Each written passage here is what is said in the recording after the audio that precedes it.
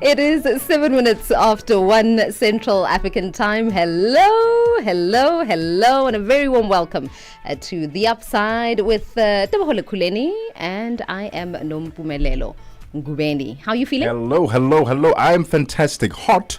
Oh my goodness. Hot. You can't tell that it's winter. Winter is around the corner. Not in South Africa. Everyone who ever comes to South Africa or Southern Africa from Europe and they come here during May and June months, they're like, guys, I thought you guys have winter. What winter is this? They walk around in their shorts. This is such a day. Very hot. Very hot. Anyway, how are you doing? I'm all right. I'm hot as well. I just need to take off a couple of layers after we do this link. But it is Hump Day. Happy Hump Day. We're almost at the weekend, everybody. Almost at the weekend. Which means, and you know what that means, we kind of mellow it down in terms of content. Yeah, we're going to be speaking all things Mother's Day. Mother's Day, staying away from the flowers this year. We're trying to do a bit something more. different. A bit more, because she deserves more than flowers. Actually, but flowers, what if she loves flowers? What if flowers are a thing? Then you still get her flowers. And something else. Yeah. Experiences, travel, escapes. Those are your kind of gifts? Those are our kind of things, yeah? Those are our kind of things. And we're going to be giving you some ideas on how to gift your Mother's Day, which is coming up this Sunday, if I'm not mistaken. Right? I had actually completely forgotten about that. Your little one was going to remind you on Mother's Day. No, she doesn't have money, so... What do you mean she doesn't have money? She's very resourceful. She's going to make breakfast, which really is okay. Yes, we'll be talking about Mother's Day giftings, which is going to be an exciting one. We're also going to be speaking about something I absolutely love to do, dancing. Dancing? You don't say. You love dancing. Yeah, love to dance. But as a means of developing underprivileged communities. So we're going to be speaking to Israel, who's the founder of a dance company out in the Northwest. He's now partnered with Sibanyo Gold in order to put together programs for the upliftment of that community. It's exciting, right? Exciting, wow. I mean, people who are passionate about some or other creative activity always find ways of extending it for the betterment of their environment. So that's one to look forward to. And of course, subsistence farming out in Malawi. We'll be speaking to one man who is using it to transform his community, his rural community out in Malawi. So lots of varied conversations that we will be having throughout the show today. Do engage with us. Tebogo, in fact, is wearing a cap I've never seen before. If you want to see it as well, head on over to our live streams. You've seen this cap before. No, I haven't. Late checkout. You were not? Okay, maybe you were not here when I wore it. Oh, because I'm never here. Wow. On the day that I wore it. On the day that I wore it, you were clearly not here. Teammates will throw you under the bus. No, we did. We went to Pretoria. We actually had a conversation about it, When we went to Pretoria. Yeah. I wore this one. I didn't notice. You were not paying attention. No. Okay. So it was not that you missed it. It was just one of those days. Yeah, it was one of those days where you're not paying. Yes. See his cap. They always have the coolest captions. I like this one in particular. It is at Channel Africa 1 on YouTube, at Channel Africa 1 on Instagram, at Channel Africa 1 on TikTok, at Channel Africa 1 on X, and just at Channel Africa on Facebook. Do give us a call as well. Let us know what you are doing for Mother's Day. It's +27 63 406 9126. 11 minutes after 1 Central African time. Avec Joël Mouteba. Sadio, quelles sont les motivations derrière la décision du général Mamadi Doumbouya d'accorder la grâce présidentielle à Moussa Dadis Camara? Alors, officiellement ici, c'est pour des raisons de santé et puis le décret aussi a ajouté que c'est dans un élan de réconciliation nationale et c'est un cas social. Mais au-delà de ça, les analystes ils voient sous un angle politique. Les moins critiques estiment que c'est pour peut-être faciliter un petit peu la réconciliation que pourrait tenter aujourd'hui le CNSD. Vue d'Afrique. Du lundi au vendredi de 15h à 16h, temps universel. Parlez-vous couramment le français? Êtes-vous passionné par la radio? Et êtes-vous qualifié pour travailler en Afrique du Sud? Envoyez-nous votre CV et vos 3 minutes démo en MP3 à @channelafrica.co.za pour avoir une chance de rejoindre la famille Channel Africa. Si vous n'avez pas de réponse après 14 jours, cela signifie que vous n'avez pas été retenu. Channel Africa, la perspective africaine. We're celebrating another year of broadcasting Africa to the world. Catch us on SABC Plus, DSTV Audio Bouquet 802 and Satellite Channel PAS10.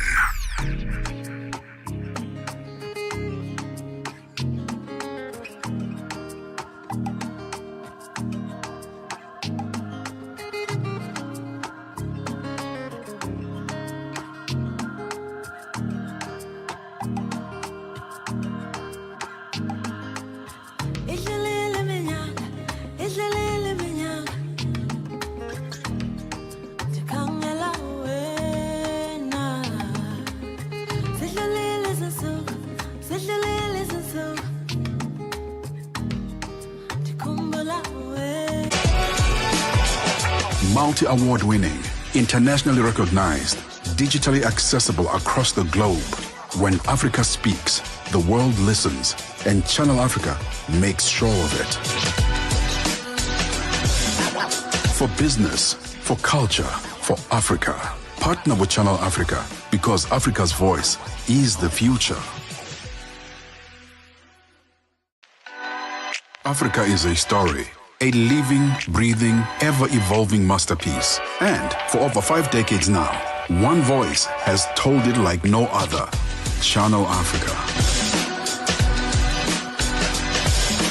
More than just a broadcaster, Channel Africa is the pulse of the continent. African-led, African-run, and deeply rooted in its heritage. It's the only international station that speaks to Africa in its own voices. English, Kiswahili, Chinyanja, French, and Portuguese. The languages that unite 1 billion people. We have been there through every shift, every milestone, and every triumph. Not just reporting history, but shaping the conversations that define Africa's future. For brands, media planning, and advertisers, Channel Africa is more than just a platform. It's an opportunity. With 25 compelling shows covering current affairs, sports, business, music, and lifestyle, we deliver an engaging Pan-African audience ready to connect, invest, and act. Multi-award winning, internationally recognized, digitally accessible across the globe. When Africa speaks, the world listens, and Channel Africa makes sure of it. For business, for culture, for Africa. Partner with Channel Africa because Africa's voice is the future. Africa is a story. A living, breathing, ever-evolving masterpiece. And for over 5 decades now, one voice has told it like no other. Channel Africa. More than just a broadcaster, Channel Africa is the pulse of the continent. African-led, African-run, and deeply rooted in its heritage. It's the only international station that speaks to Africa in its own voices. English, Kiswahili, Chinyanja, French, and Portuguese. The languages that unite 1 billion people. We have been there through every shift, every milestone, and every triumph. Not just reporting history, but shaping the conversations that define Africa's future. For brands, media planning, and advertisers, Channel Africa is more than just a platform. It's an opportunity. With 25 compelling shows covering current affairs, sports, business, music, and lifestyle. I'm Jiggy Zinto. Berita. Welcome to the Upside with Nompumelelo Ngubeni and Tebogo Lekhuleni. We are coming to you live from the Auckland Park Studios in Johannesburg, South Africa. Happy Hump Day. Happy Wednesday. How's your Wednesday going so far? Let us know where you're tuned in from on our WhatsApp line +27634069126, 406-9126. And of course, stream us on our social media platforms at Channel Africa 1 on X, Instagram, TikTok, YouTube, and at Channel Africa on Facebook. Use the hashtag #TheUpside. Right, let's get into our first conversation this afternoon. South African farmers are facing a global curveball. A 10%. I know, Nompumelelo, you had mentioned that it was ridiculous at the time when Donald was busy throwing the percentages, 10%, 30%, 20%. And then he decided, no, you know what, I'm actually going to do more. And then he decided, I'm going to do more. A 10% US tariff with talks of more to come has thrown a shadow over the benefits of AGOA, the African Growth and Opportunity Act, the trade agreement that's helped our citrus, wine and nuts reach US shelves tariff-free. But this isn't just about exports and earnings. It's about livelihoods, especially for smallholder and emerging farmers. Today we speak to Nkosinathi Mahlangu from Momentum about what this could mean for rural communities and the country at large. Nkosinathi, thank you so much for your time and welcome to The Upside. Thank you so much and greetings to all the listeners as well. Let's start off with how critical is AGOA? Some may have heard the term being thrown around, but they don't really know what it means and what it does. Walk us through the impact of AGOA in enabling farmers, especially in rural areas, to get access to global markets. Thank you so much. AGOA, very critical pillar in terms of our economy. Yeah. And when we're looking at the benefits, AGOA is an enabler. And it helps in terms of, our agri-produce and agri-products that are exported, abroad. And it also helps in terms of getting competitive rates, in terms of what we produce, what we export. And currently in its original format, AGOA came with duty-free benefits that actually benefited the farmers, the producers from South Africa to their targeted audiences abroad. And now with the tariffs, it has thrown a spanner in the works, I must say. And from a duty-free, no tariff to a 10%, and which is more likely to be more than 10% in the next 2 to 3 months, it does make us now look in terms of what are the ripple effect of that would be in terms of small-scale farmers and sustainability of jobs in the agri-space in South Africa. All right, Nkosinathi, we do want to reflect on those very ripple effects that you mentioned, but we do have to take a break. When we come back, we'll get into it. We are in conversation with Nkosinathi Mahlangu, who is Momentum's Youth Employment Portfolio Head. África. Conhece o Ntivani? Claro que sou eu. Ntivani é o amante da música de corpo e alma. Eu amo música africana. Ele aprecia todos os tipos de melodias e passa os seus dias a ouvir a Channel Africa. Okay. Adivinha só, a Channel Africa quer ajudar o Ntivani e os amantes da música em todo o lado a descobrir ainda mais música incrível. Por isso, a Channel Africa está a convocar artistas africanos a submeterem as suas músicas.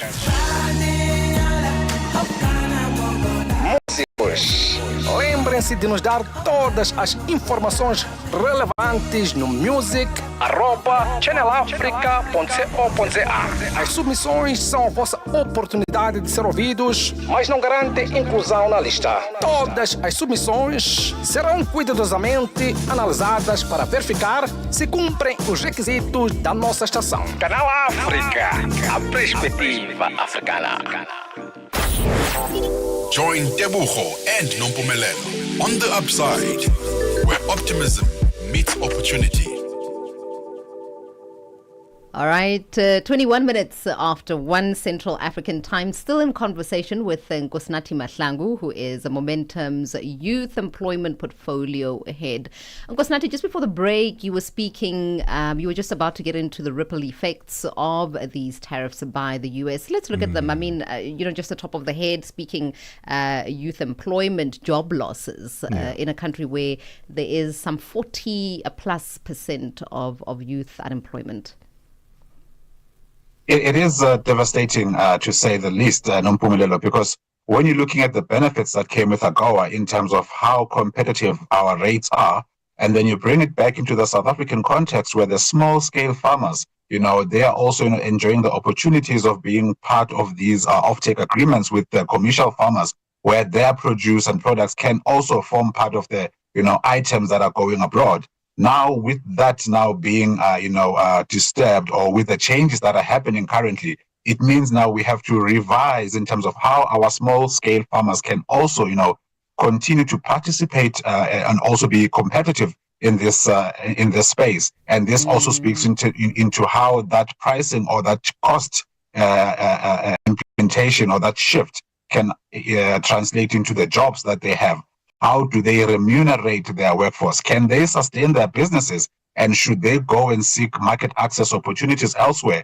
Then they will also be prepared to compete with already existing and established partners and role players in those spaces. So it does give us a conundrum in terms of how do we navigate this maze from a South African perspective in terms of sustaining jobs and making sure that our economy and the sector continues to thrive. Sure. And touch on specifically, Nkosinathi, about enterprises run by women and youth-led. What is this going to do to them? It is a huge blow, I must say, Tebogo, because looking at the programs that we do have in the Momentum Group Foundation space, where we support, small-scale farmers. These are young female farmers. And looking at the challenges they face, from, the entry aspect of it, in terms of accessing those opportunities, we still have areas in the country where, gender stereotypes plays a big role. And in terms of also traditional cultural values to an extent, they tend to be very much, limiting in terms of advancing young female participants in the space. So looking at now, how do we level the playing fields in terms of making sure that capacity building and market access opportunities are accessible across the board, and making sure that young people take on the opportunities in the agri space so that they could also, contribute into the economy and also play a role in as far as food security is concerned. So statistically, we know that an average age of a South African farmer is about 62 years old, and we have only 5% of farmers below the age of 35. So it goes to show that in terms of numbers, we still have a bigger gap that we need to narrow in as far as getting young people involved and play a meaningful role in the agri space by creating these businesses that will be sustainable and create jobs for everyone in the outcome. Yeah. And so I would imagine, Nkosinathi, that programs provided by yourselves as Momentum are truly important in ensuring that there are procurement strategies that can protect inclusive growth. But how important are then the private-public partnerships in ensuring the protection of small-scale farmers? That's a good one, Nompumelelo. One thing we've learned along the way in the 3.5-year journey that we've had in the agri-space is that we cannot do this alone, either as corporate or even government as well. So those public-private partnerships are quite key in making sure that it influences policy as well in as far as procurement is concerned. We can look at how we can also, tap into preferential procurement to say, maybe as corporate South Africa, we can, ring-fence a certain percentage to say, this is how we're going to spend in as far as accessing or procuring produce and products from small-scale farmers. That will also advance them in as far as tapping into the much-needed market access and also potential growth for their businesses. However, those partnerships are quite key as well in creating an enabling environment in as far as, that in agri, there are many external factors that are beyond our control. However, we need to make sure that when we look at the South African context, we do have measures in place that will help in terms of supporting mentorship and also, growing these businesses that are owned by young people.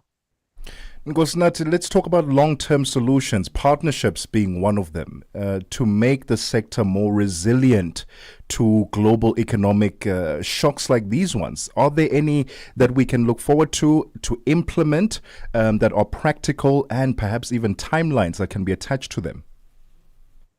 Most definitely. Looking at long-term solutions, we start by looking at what is currently working, and also factoring the opportunities within South Africa to say what is what are our strengths in as far as agriculture is concerned, and also tap into the Africa trade policies where we can now look into the region to say how do we trade within the SADC region. How do we expand to the broader continent in as far as looking at what is freshly produced from South Africa that we can share with our immediate neighbors? And then I think with that, those policies through the partnerships and the collaborative efforts, it can also help us track in terms of how does that speak in terms of funding, because access to funding is quite key. Access to land where these farmers need to to work and produce, it also needs to be considered. So that's where we need government policy to come into effect to say, how do we make sure that the environment is conducive enough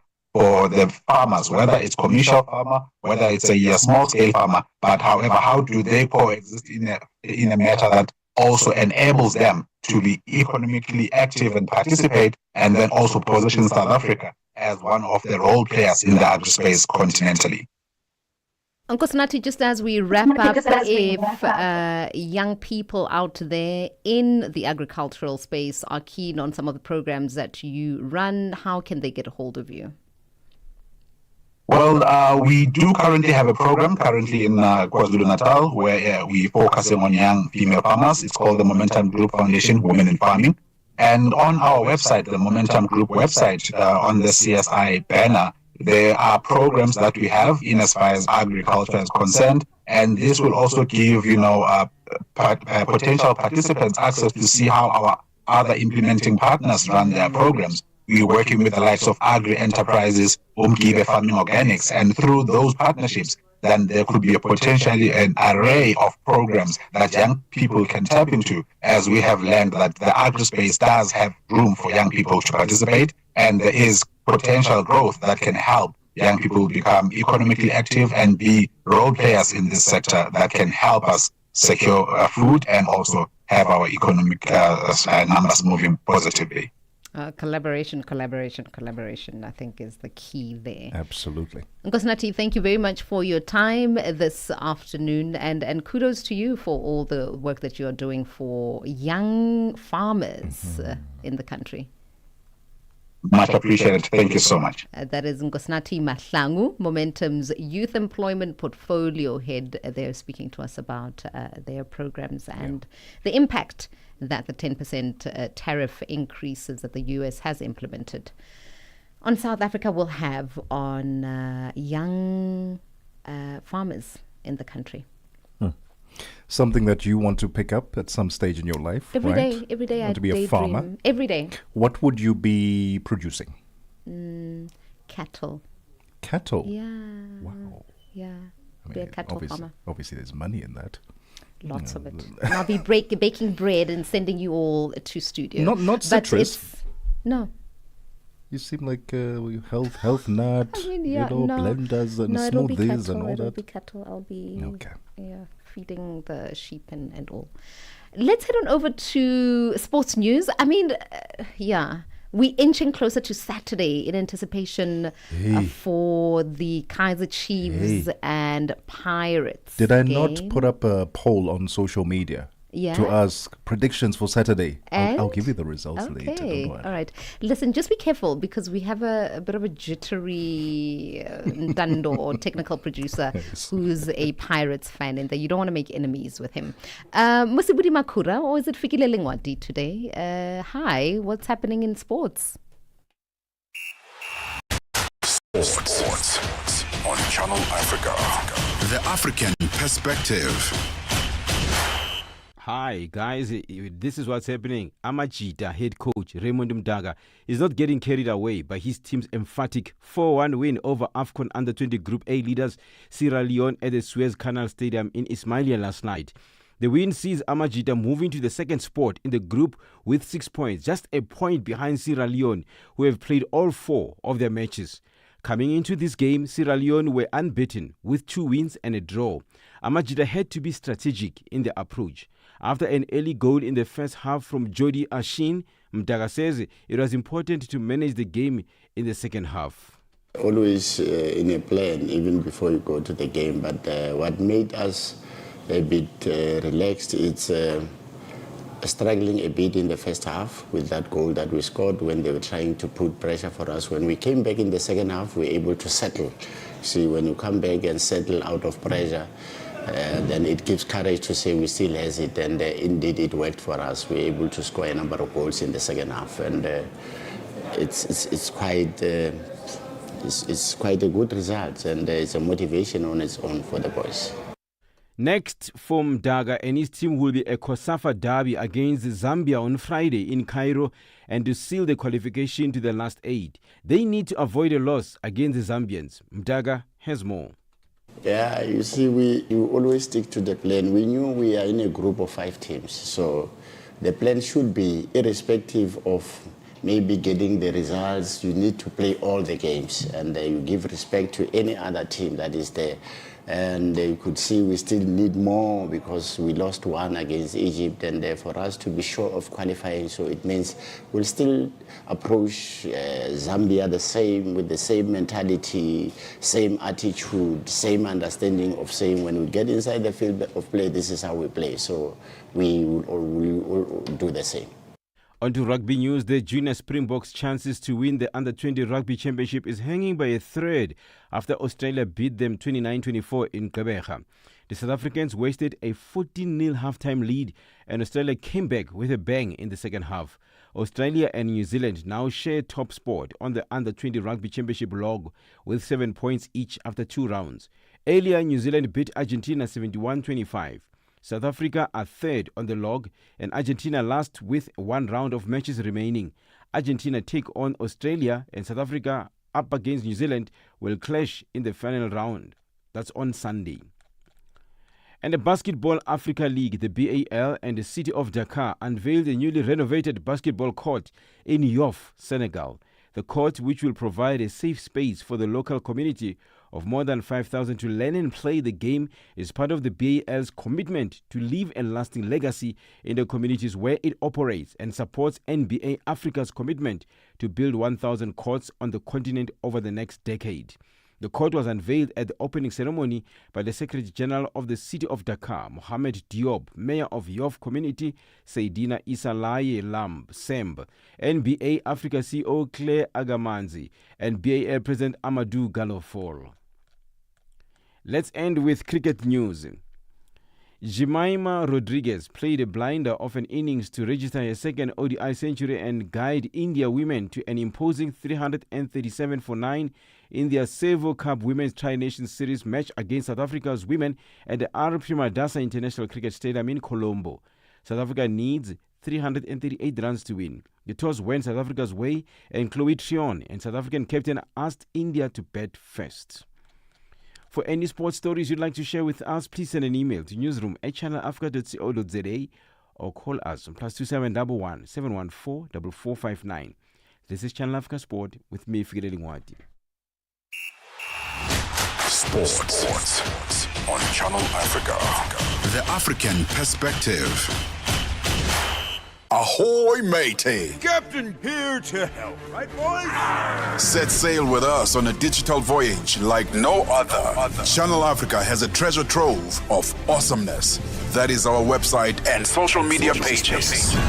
Tell me, why are you here? We want you to be part of our adventure. The winds are changing, Captain.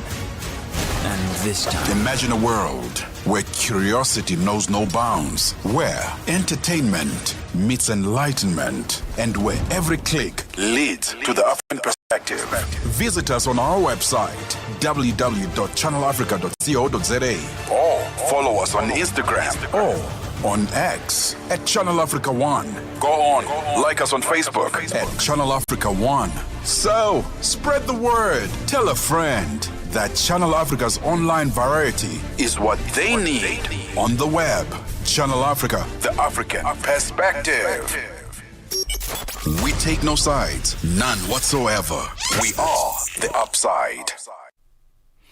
36 minutes past 1 p.m. Central African time. Listen, markets move, economies shift. Let's find out what's behind those numbers. Here's your business headlines. Update with Thabiso Lekhuleni.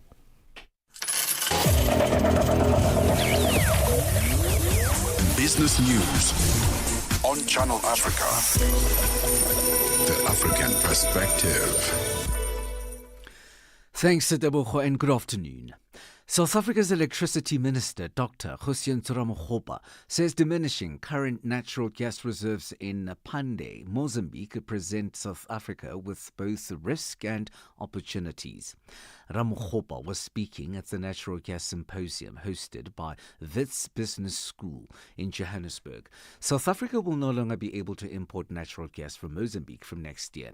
Ramokgopa has urged the South Africans to work together to avoid the gas shortage. South Africa currently imports approximately 160 petajoules of natural gas per annum from Mozambique, representing more than 85% of our total consumption.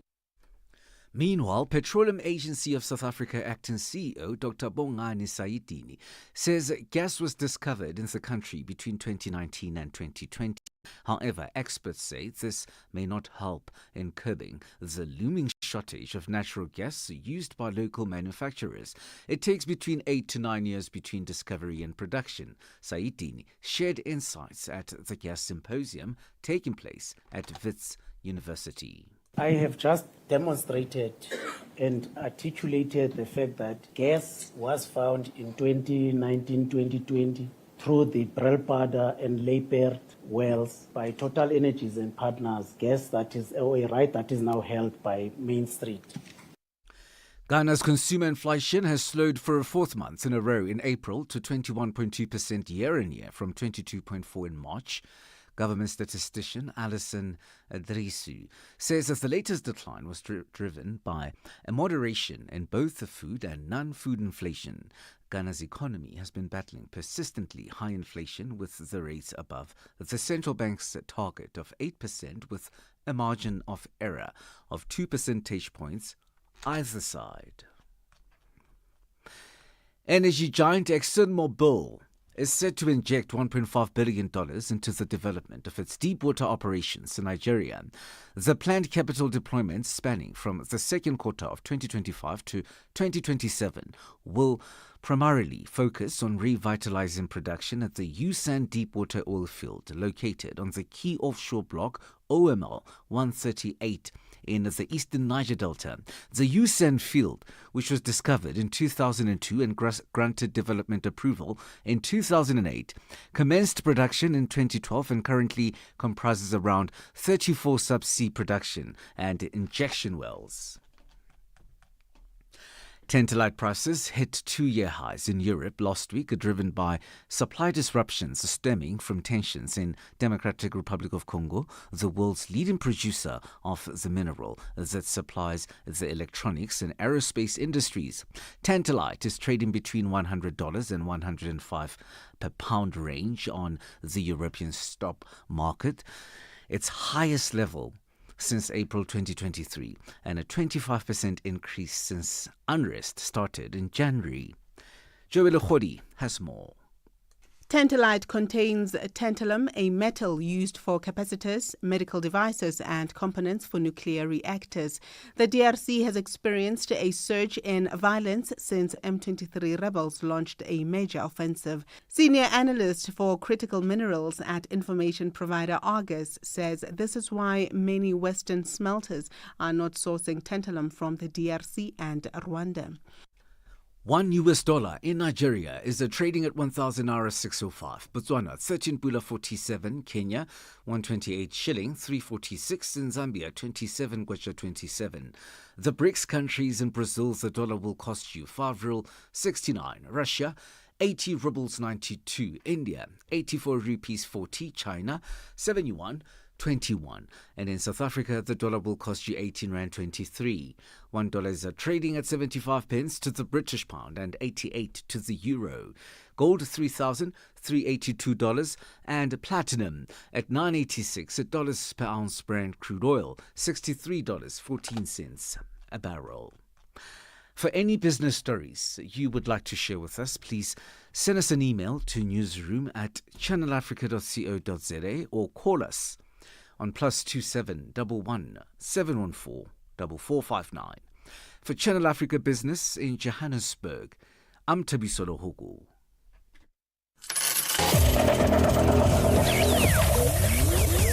Business News on Channel Africa. The African Perspective. Midday vibes, great programming, and good company. This is Channel Africa. It's 41 minutes past 1 p.m. Central African Time. Welcome to The Upside if you've just joined us with Nompumelelo Ngubeni and Tebogo Lekhuleni. We're coming to you live from our Auckland Park studios in Johannesburg, South Africa. Hot Wednesday afternoon we are enduring at the moment. Let's get into our conversation about how farming is changing communities in Malawi. I mean, how exciting is that? We often hear about how farming has the potential to transform any community, really. But, you know, the social impact startup in Malawi is a small farm cities, and it's creating prosperous economic communities throughout the continent. But it started in Malawi by integrating horticulture, aquaculture, infrastructure, as well as affordable housing. And the startup is one of 3 exceptional social innovation businesses from South Africa and Malawi, which have been awarded grants through Innov for Good, which is an initiative of the French Embassy in South Africa, Lesotho, Malawi, to further develop their businesses and enhance the scale of their social impact. Joining us on the line is the founder of it, and we are talking here. Leif van Grinsven is joining us. He is the founder and COO of Small Farm Cities Africa. Leif, good afternoon, and thank you very much for joining us. Good afternoon. Thank you for having me. Leif, is it Leif or Leaf? Good one. It's Leif. It's Leif. All right. Leif, tell us about Farm Cities Africa, how it started, and what it is that the social impact that you're trying to make on the continent. So Small Farm Cities Africa, we started 3.5 years ago. And essentially what we came about tackling, we said there's this intersect between agriculture and affordable housing that we saw in Malawi. There's a common statistic where 4 out of 5 Malawians are involved in subsistence smallholder farming, and yet 4 out of 5 also live in substandard housing. And so what we recognized is that there's this overlap between housing and agriculture. And what we wanted to do is create a solution that could provide a holistic solution. So we said, look, there's this poverty, when you think about it, is this multidimensional challenge. And we wanted to approach it with a multidimensional holistic solution then. And so essentially what we do at Small Farm Cities is we create communities where we bring together holistic solutions all together. And so what we do is we start with the agriculture.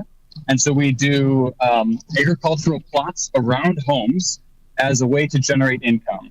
And so we do high value crops, whether that's tomatoes or peppers or other crops. We provide the expertise, the inputs, the financing behind it. And then we provide the market connection. So the family's then able to be making an income from it.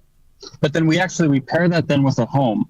And so we build homes, hyper affordable homes for less than $1,000 using compressed stabilized soil bricks and other environmentally friendly building technologies. We build these homes, pair it with a mortgage then, so the family can start to pay it back. And then what we essentially do is we pair these two things together. So we have the home, and then we have a way for the family to pay for the home through the garden. Exactly. Oh man! So it's a beautiful ecosystem that you have created there, and quite innovative. Considering that there are 4 out of 5 Malawians who do farming. That's incredible. And so go ahead. No, I just wanted to ask shall we say, your involvement in Malawi. You've set up base there for quite a few years. Why Malawi specifically? It's a question we get asked a lot. I'm originally from the United States, and so when I say Malawi, people say, "You mean Maui?" And I say, "No, I do not mean Malawi." And so, essentially, why we chose Malawi is because we recognized that there are people might say, "Look, it's a very challenging country." Yeah. When you give those statistics, the agriculture, the housing, people say that's bleak. That what can you do there? But the way we looked at it is we said, if this solution can work in Malawi, then we've cracked the code where it could work anywhere. And so we chose Malawi, I think, because of the extent that we saw the challenges, but then we saw that as an opportunity. We said if 4 out of 5 are in agriculture and 4 out of 5 are in housing, then this solution is right for Malawi. This is the place to try it out. And what's the response been, or what's the model rather in South Africa? Because the same concept has been moved here? So essentially, what we were able to do then is through the Innovate for Good program, is we've been able to start to explore that ecosystem now.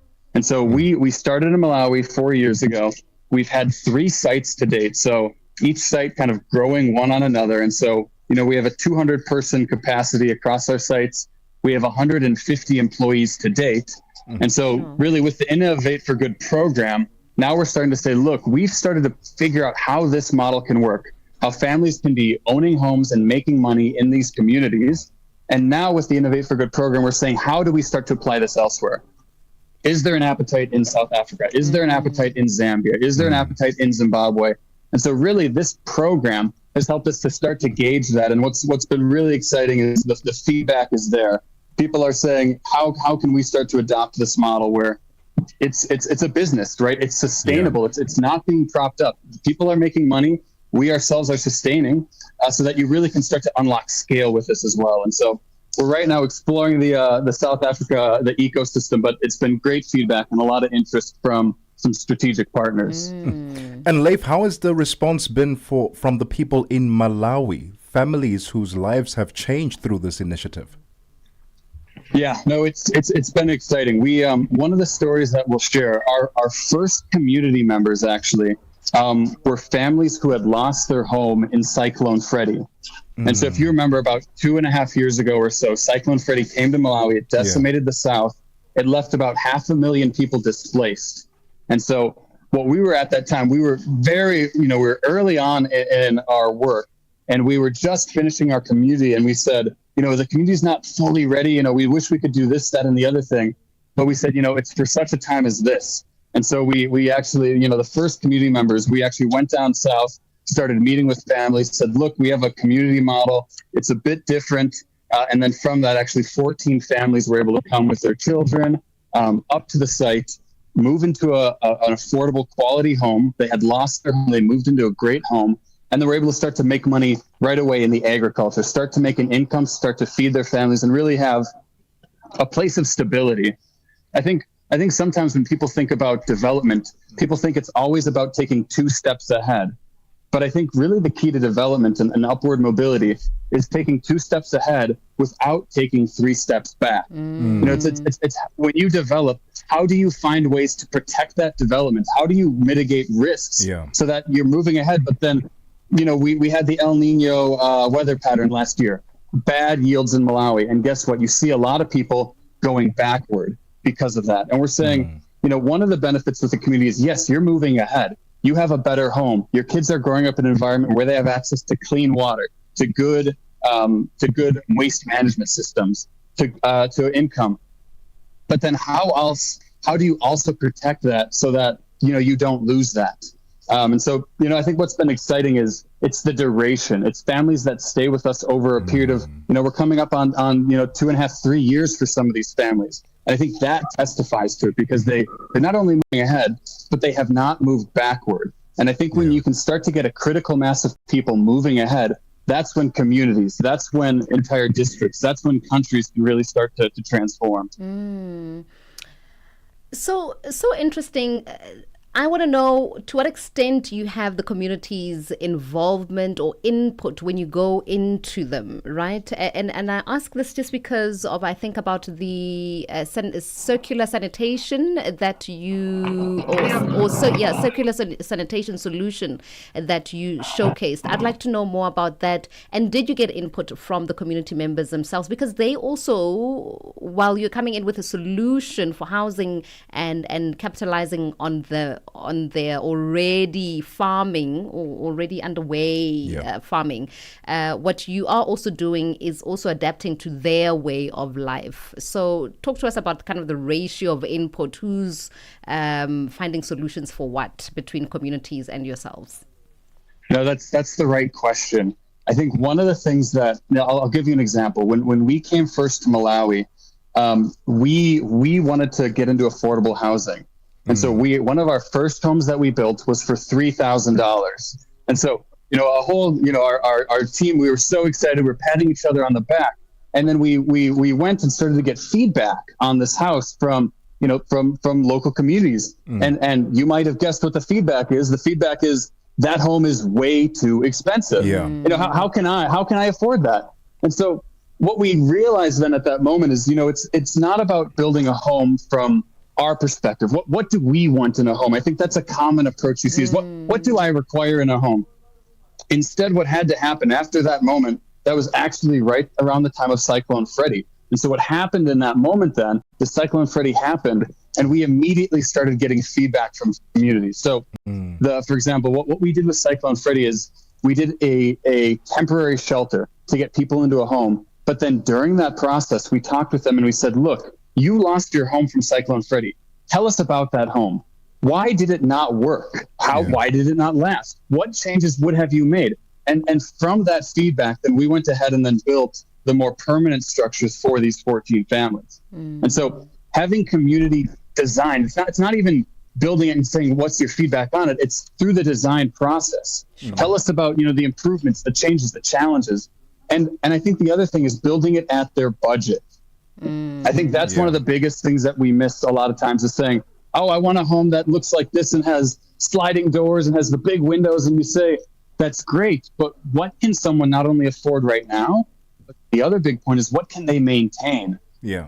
A lot of times we see with housing, it's not just about buying it once, but if you have too big of a house, too expansive of a house, the maintenance, it falls apart. People can't afford it. And so communities design not only in the community involvement in the design, but then also the construction and the maintenance has been critical.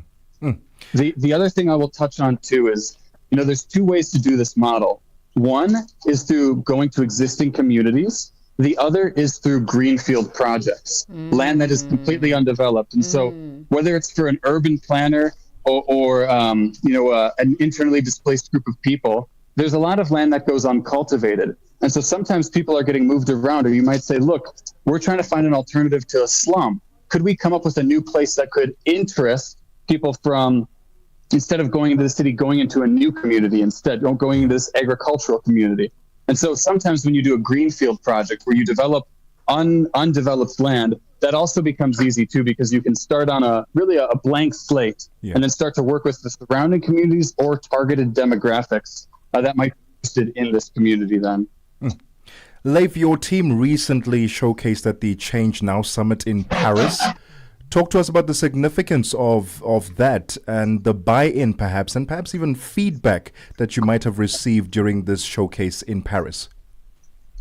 Yes, so this was an extremely exciting opportunity for us. Over the last 4 years, small farm cities have really been working on refining, you might say, our business model, refining the home, refining the agriculture.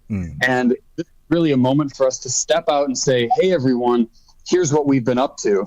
And all to say, it was amazing. People are saying, why are you just in Malawi? How can we get you to Zambia, Mozambique, South Africa? How do you get to, and what I think was the biggest feedback for us was the various applications. We ourselves see ourselves in agricultural communities in Malawi. But then, talking with people, we saw the refugee and IDP space, internally displaced people. A lot of feedback from that space saying, what about an alternative to refugee camps? We know refugee camps as these sometimes it's a really difficult area. It feels trapped. It's people stay in them for 20, 30 years now. Have you thought about this being an alternative to refugee camps? And it's like, wow, no, that's amazing. We've gotten feedback from large infrastructure projects. I'll say, I think, mining sometimes has a very bad reputation. But we got feedback now saying, hey, instead of displacing people and moving them to a new place and just giving them some money and saying, that's it, what if we build them a new community? What if we create another way for them to start to move ahead? Where instead of them just being moved off land, they're actually moving into a new life where they can own a home, they can be involved in agriculture, and where there's upward mobility involved. And so we got feedback from, all of these different places, different countries. And then the other one I'll say is amazing feedback from partners. I think sometimes when people think about getting publicity out there, especially for a startup or a new group, you think about investment, you think about projects. But one of the most important parts is how do you refine your product? How do you refine the system that we've created? And so we had some great conversations with affordable housing groups at the conference, great conversations with agricultural groups and agricultural innovations. We see ourselves really as a platform integrating agricultural best practices and affordable housing into communities. And what that means then is we don't see ourselves as a rival to say, oh, this company is doing great work with organic fertilizer. This company is doing great work with water sanitation. We say to them, can we take that and apply that to this community? How do we take these ideas and apply it to this model, this framework that we have? So from the conference, we've walked away with many connections, and now we're saying, can we plug all of these amazing innovations that we've seen into this ecosystem so that families can be moving further and further ahead? So huge opportunity, very exciting. And Leif, what does the next couple of years look like? What's in the works for you guys? Expanding to other parts of the continent? Exactly. Yeah. So part of it is going to be the continual refinement of the model. How do you push the yields to greater and greater extents? We really operate on a per square meter basis. How do you maximize the farmers or the families' yields on their plots? So how do you maximize that? How do you maximize the affordable housing to get all of these options so it's cheaper, more affordable? So we'll always be working on the model, but then from that as well, the question is where to go to next. And so there's multiple ways to do it. There's increasing in size. Right now we've built communities that have 40, 50, 60 inhabitants within the community. We have a 200 community capacity right now. Can we push that to 1,000? Can we push that to 10,000 and start to get into proper municipal planning? So that's one direction, increase the size. But then the other direction is to increase where it takes place in the applications of it. So can we provide an alternative to a refugee camp? That's a space we're really close at heart to us. We started with internally displaced people at small farm cities, and we see this as a solution to that. And so how can we start to get into possibilities for IDPs and refugees? How can we start to be a CSR element to mining operations or infrastructure projects? How can we see ourselves as an alternative to city slumming? City slumming is happening all around the world, and people say, "Oh, well, what do we do with all these people?" We're saying, how do you be preventative? How do you, instead of before they get to the city, why are they going to the city? Well, because people say there's no opportunities in the rural areas. And we're saying, what if you create a community of opportunity? A community where people who look at that say, a young person can say, wow, I get a house, I get a great job, I live in a community where there's football and there's a playground and there's activities happening routinely. I want to be part of that community. And so we really want to start to reach travel outside of this city or community in order to be gainfully employed, right? And sustainable. Exactly. Exactly. Unfortunately, we have run out of time, but what a fantastic initiative, and we hope to see it mushrooming everywhere.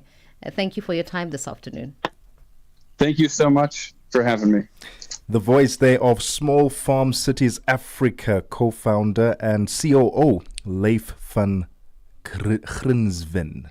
I got it right. Okay. Let's get the latest in news. It's 2 p.m. Central African Time. SABC News. The African Perspective.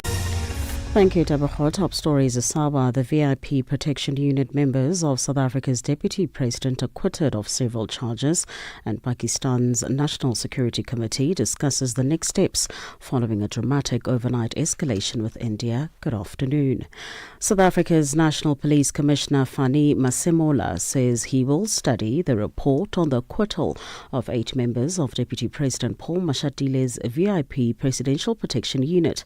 It emerged yesterday that the police officers have been cleared by an internal police disciplinary process. They are out on bail of around $500. They face several charges, including assault, malicious damage to property, and pointing a firearm. This after a video surfaced of them allegedly assaulting civilians on the N1 highway in Johannesburg in 2013. They've since returned to work after their disciplinary hearing. Masemola says he will give an update after studying the report following their acquittal. I learned of that. As I said yesterday, I will study the report. Together, myself and the legal service will study that report of the presiding officer, and we will then update the nation in terms of what we find and what is the way forward. South Africa's African National Congress Party has confirmed successful discussions with the Afrikaner Leadership Network, which includes Solidarity Movement, Solidarity and AfriForum. The Afrikaner Network earlier spread false reports about land grabs and killing of Afrikaners in South Africa. That triggered US President Donald Trump's sanctions against the country. The Pan-Africanist Congress, or PAC, which has had previous engagements with both sides, facilitated the meeting, which took place last night. PAC Secretary General Ababoy says it was set up to discuss matters of common interest, and all respective parties have identified issues they are committed to finding solutions to. The respective parties held a robust and frank discussion on various issues of national interest. The dialogue was clear indication that as South Africans, we have a collective responsibility to address the challenges that our nation faces. The parties have identified issues around which we are committed to find South African solutions in the interest of diverse and united nation. For us, as the PAC, it was more like a 1994 reset party. The Catholic Church in Kenya has responded to concerns that the country's only cardinal will not be participating in the election of the next pope because he had not been asked to attend. Following Pope Francis' death last month, senior Catholic leaders known as cardinals, who are younger than 80, are eligible to elect his successor.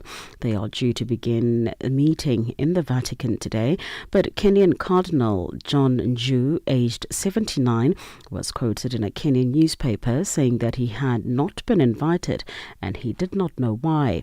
Catholic officials in Kenya later said that he had been invited but was not able to go because of ill health. A Kenyan court has sentenced 4 men to 1 year in prison or pay a fine of $7,700 for trying to smuggle thousands of live ants out of the country. The 4 suspects, 2 Belgians, a Vietnamese and a Kenyan, were arrested last month with 5,000 ants at a guest house in the western town of Naivasha. They had pleaded guilty to the charges and told the court that they were collecting the highly sought after ants as a hobby and didn't think it was illegal. But the court said the particular species of ants collected was valuable and they had thousands of them, not just a few. It is believed that the ants were intended for exotic pet markets in Europe and Asia. The contraband included giant African harvester ants, which are valued by some UK dealers at up to $220 each. And finally, Pakistan's National Security Committee is discussing the next steps following a dramatic overnight escalation in tensions with India. This after Indian missiles struck alleged terrorist camps on Pakistani territory. The BBC's Shamira Hussain has the story. Indian military officials said it successfully destroyed all training camps it targeted in the overnight strikes. The 25-minute operation was preemptive as well as retaliatory. The government said it has credible intelligence that another strike in Indian-administered Kashmir was imminent. It says the attacks were measured, proportionate, and done in a way so as not to escalate tensions between the two countries. Claims Pakistan rejects.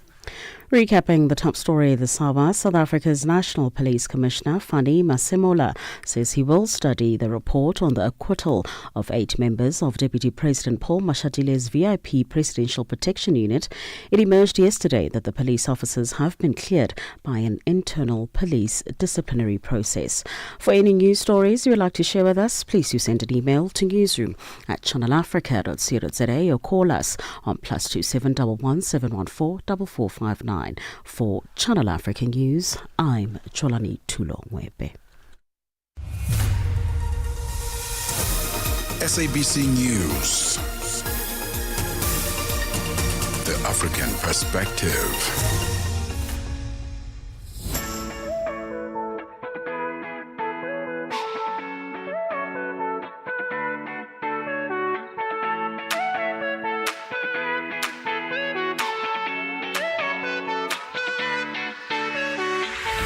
We deliver an engaging Pan-African audience ready to connect, invest, and act. Multi-award winning, internationally recognized, digitally accessible across the globe. When Africa speaks, the world listens, and Channel Africa makes sure of it. For business, for culture, for Africa. Partner with Channel Africa because Africa's voice is the future. Africa is a story, a living, breathing, ever-evolving masterpiece. And for over 5 decades now, one voice has told it like no other. Channel Africa. More than just a broadcaster, Channel Africa is the pulse of the continent, African-led, African-run, and deeply rooted in its heritage. It's the only international station that speaks to Africa in its own voices. English. After 2 Central African Time, second hour of The Upside. Is that just coffee? That's hilarious. Are you sure? I don't know, what else could it be? I shouldn't be drinking coffee though, if that's what you're calling me out on. I have no business drinking coffee at this time. What is it? 8 minutes after 2 Central African Time. Exactly. In this heat. Also, and I went to warm it up. Okay. But I mean, we are talking Mother's Day in this hour. All day, all things Mother's Day gifts and what you have planned, but also what you can do. That's a little different, you know, maybe do a little bit of a getaway. An experience for mommy. Man, they always like kind of doing the same things. Mothers, they have a bit of a routine. They do. And you want to take them out of that routine a little and expose them to absolutely. Nothing wrong with flowers, nothing wrong with chocolates. If she loves that, get it for her, fine. But in addition to that, do something else. Yeah. We'll give you some ideas on what you can gift your mother on Mother's Day this Sunday. It's now 9 minutes past 2 p.m. Central African Time. Let us know how you go about celebrating your mother. What gifts do you give to her? Do you give her any gifts? Do you just make her breakfast in bed? Is that enough for you? +27 63 406 9126. This Saturday, the day before Mother's Day. Yeah. There's a derby, right, between Orlando Pirates and Kaizer Chiefs. Yeah. Silverware on the table this time. Nedbank Cup final. At the Moses Mabhida Stadium in Durban. I say, and I don't like either teams, by the way. You know. You don't like other teams? No, I don't like either of them. Oh, either. I thought you said. Yeah, because Okay. I'm a winner, Sundowns. But I think that this was a memorial service. Which one? For Kaizer Chiefs. Which one? The game that we just had. The past weekend Soweto Derby. Yeah. Was a memorial. It was a prelude for the funeral that is about to come on Saturday. I'm going to differ. Oh, Oh, okay. I'm going to differ. All right. This time around, again, I'm not the biggest soccer head in the world, but I want some silverware for Kaizer Chiefs. And I would like them to win. They have not had silverware in how many decades? Nompumelelo, can we not? There's no need for that. All I'm saying is that on Saturday, I am putting my money on Kaizer Chiefs. I asked, I put up a poll on social media, on Instagram and on TikTok, and I said, "Hey guys, who do you think is going to win the cup final?" And on Instagram,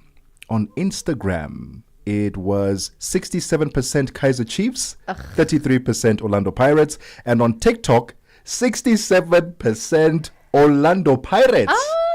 33% Kaizer Chiefs. Very interesting. So 50-50. It's on the balance. It really is 50-50. But I was going to say, given the Instagram results, Kaizer Chiefs has a following. But it is people who like to have their hearts broken weekend in fact, for years now. I can't take a Kaizer Chiefs fan seriously. Wow. I can't.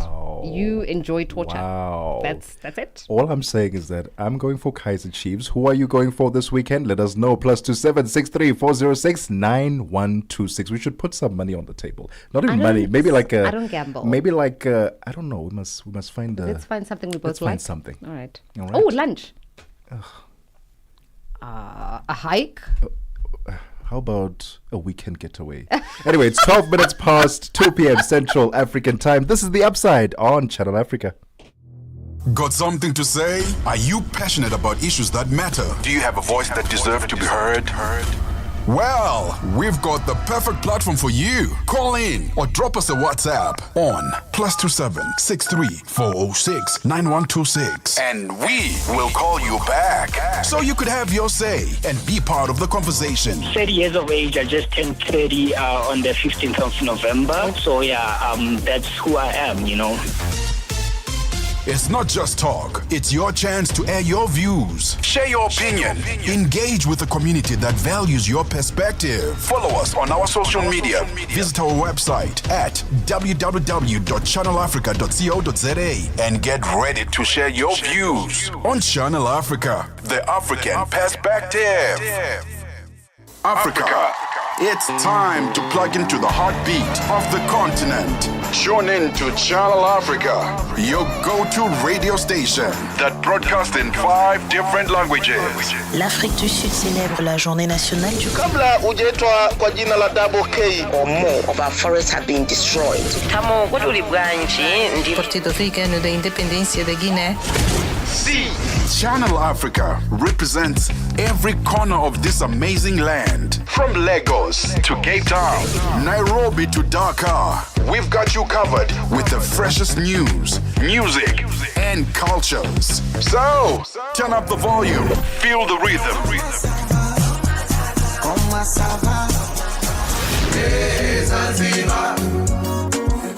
Enjoy the conversation. Channel Africa, the African perspective. Your afternoons just got even better, fresh and exciting. The Upside, hooking you up with today's news from an African perspective.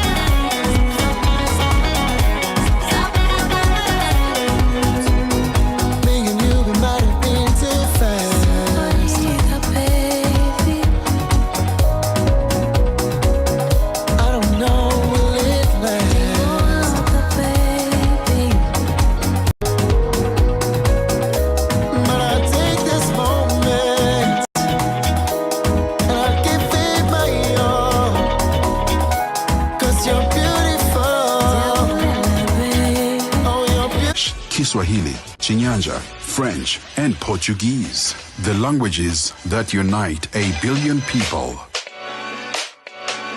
We have been there through every shift, every milestone, and every triumph. Not just reporting history, but shaping the conversations that define Africa's future.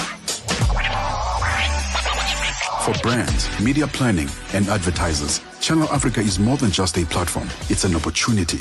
With 25 compelling shows covering current affairs, sports, business, music, and lifestyle, we deliver an engaging Pan-African audience ready to connect, invest, and act. Multi-award winning, internationally recognized, digitally accessible across the globe. When Africa speaks, the world listens, and Channel Africa makes sure of it. For business, for culture, for Africa. Partner with Channel Africa because Africa's voice is the future. Africa is a story, a living, breathing, ever-evolving masterpiece. And for over 5 decades now, one voice has told it like no other. Channel Africa. More than just a broadcaster, Channel Africa is the pulse of the continent, African-led, African-run, and deeply rooted in its heritage. It's the only international station that speaks to Africa in its own voices: English, Kiswahili, Chinyanja, French, and Portuguese. The languages that unite 1 billion people. We have been there through every shift, every milestone, and every triumph. Bringing us to 17 minutes after 2 Central African time. It's the second hour of the show, speaking all things travel with mommy. You hear that song? It said follow. You know who we're going to follow? No. We're going to follow Lerato. Madam Africa. Madam Africa. We're going to follow Madam Africa. Listen, skip the flowers this Mother's Day. Why not give her a memory she'll never forget? Whether she's into nature, art, fine dining, or just a relaxing weekend away, travel is the ultimate thank you. On the line, we are joined by journalist, author, travel expert, and wanderlust queen, Lerato Ngubeni.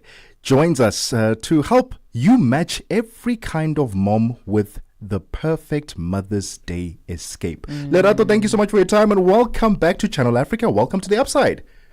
Thank you so much. It's a pleasure to hang out here. Lovely having you. Why do you think travel specifically is one of the most powerful gifts you could gift anyone?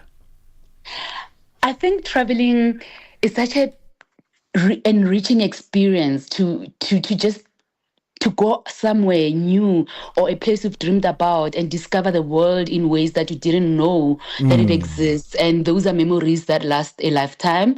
So the reason I think as much as you can gift your mother or your parents, give them travel, because not only do they get to see the world, for many of us, this life that we live, this privileged life, is not the life that our parents had, you know? And they're happy just seeing us living the life that they imagined for us. So taking them somewhere occasionally also gives them a window into the life that they have enabled for you. All right, that is the voice there of travel expert. She's so much more as well, Lerato Ngubeni. When we come back, we'll explore what it is or how it is that you can curate a travel experience for mommy for Mother's Day. It's 20 minutes after 2 Central African time. Ritmos e cultura com o embaixador da música africana e lusófona, Jacob Wakantivani. Mombali nanga kasongo mbona wewe songa libala mbona wewe mombali nanga tem sentido tanto a sua falta e dos ritmos de cultura onde você esteve, meu querido embaixador. É 2025 e o embaixador da música africana e lusófona, Jacob Wakantivani, traz toda todas as entrevistas com os músicos africanos e lusófonos para a melhor dança, entrevistas e entretenimento. Não perca! Todos os domingos, das 20 às 21 horas de Johannesburg, aqui no Canal África, a perspectiva africana.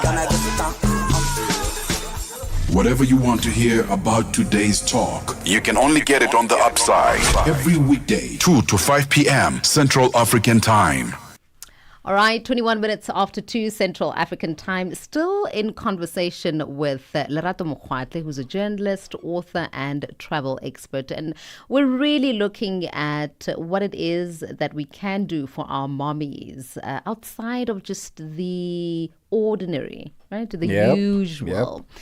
Lerato, I mean, you spoke about our mothers, and it's so true that they are just happy to be witness to the privileges that we have, you know, at the back of their hard work. But I wonder for people who have mothers who've never traveled and therefore have no idea of what their mothers would potentially like, right? Where would you start putting together a trip for a person who has never experienced the beach, for instance, or the coast, and how would you go about even putting something together? If someone has not traveled, it's very, very important to put their comfort center, you know, so everything, it has to be front and center. So you must always think about what is it that they like as an individual. My mother will not hike, you know, but she loves the beach. So I'm taking her to a holiday in Zanzibar. My aunt is a city girl, you know, so she is someone that I can take to Cairo and we will enjoy Cairo.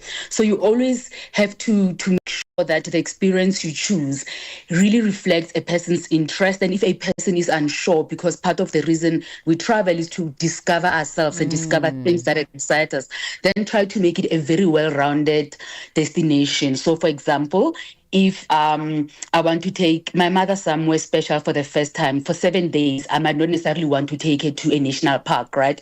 Because we are just going to be at a national park, and I wanted to experience as much as possible. So I will take her to Cape Town because there's arts, there's culture, there's the winelands, there's food, there's fashion, there's activities that do not include water. I do not know about you, but for certain people, I cannot plan holidays that include swimming and islands and swimming activities.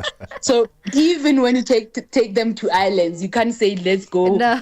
Let's go scuba diving. You know, you say let's go on a cruise. Yeah.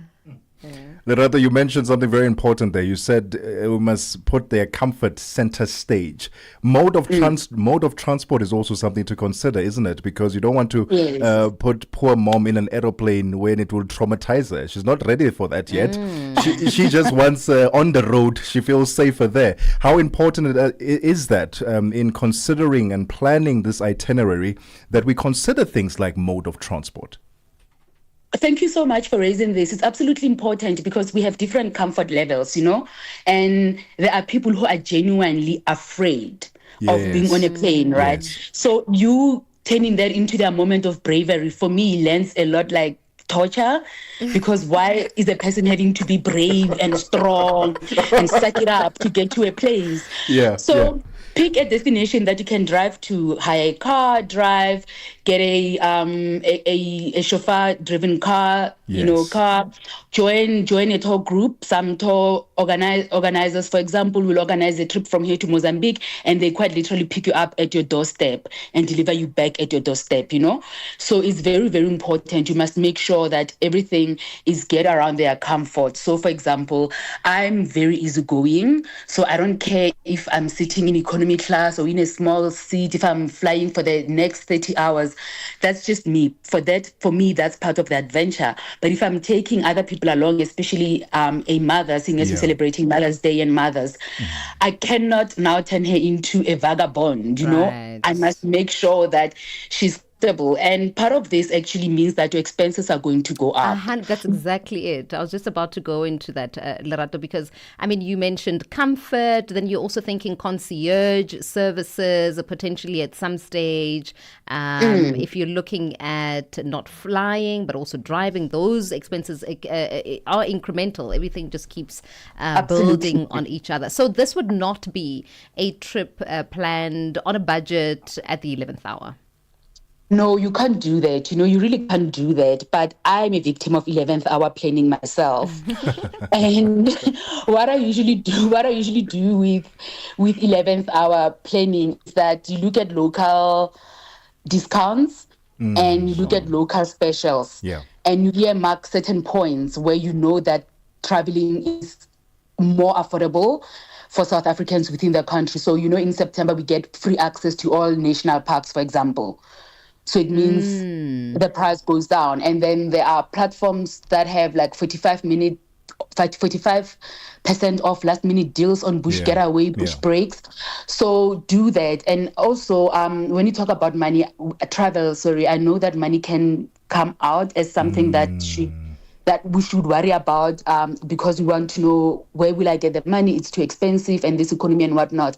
But always remember that within your city, within your province, within wherever you are, there are always very special experiences that mimic the experience of being away. It's just that you only go away for a night or two, or you go and come back. But always remember, there will always be local experiences that give adventure, that give luxury, that give food, that give, swimming. So everything you want to do away while you wait for this economy to finally be kind to us. Also consider local options. I love that. Lerato, it's not possible to completely get rid of stress when it comes to planning any trip. But are there any tips that you can give us to reduce that amount of stress when it comes to planning with or for mom this Mother's Day? Yes, I think the most important thing is enjoy it, So don't involve her too much, because once her opinions are involved, it might not happen. Yeah. That's true. So just know what makes her comfortable, know what she likes, so that you hit those marks, right? Another thing is, when you're traveling, I believe in lists as part of comfort.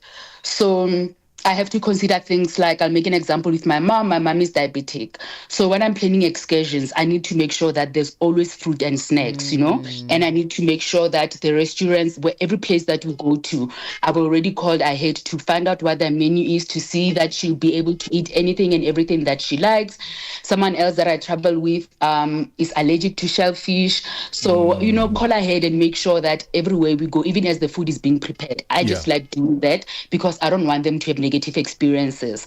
And then another way you can really, really reduce stress is plan. And it doesn't have to be a lot, but plan in a way that makes it decisive. So where do you want to go? Is it going to be bush, city, farm, beach? Stick there. Sure. What's your budget? If your budget is 30,000 rands, there's no point wasting time fantasizing about 150,000 rands. Work with, be realistic, because once you do not work with what's in your hands, the trip's never happen. Oh man, Lerato, where can people get you for travel tips? I know that you do group travel. Not sure if you still do that. All right. We're going to Lagos this November to Ake Book Festival. Wonderful. Right? Yeah. So everyone can get hold of me on Twitter media. I'm Madame Africa. Yeah. And my profiles have my email addresses. They have a phone number as well. Okay. Madame Africa, but I'm always reachable.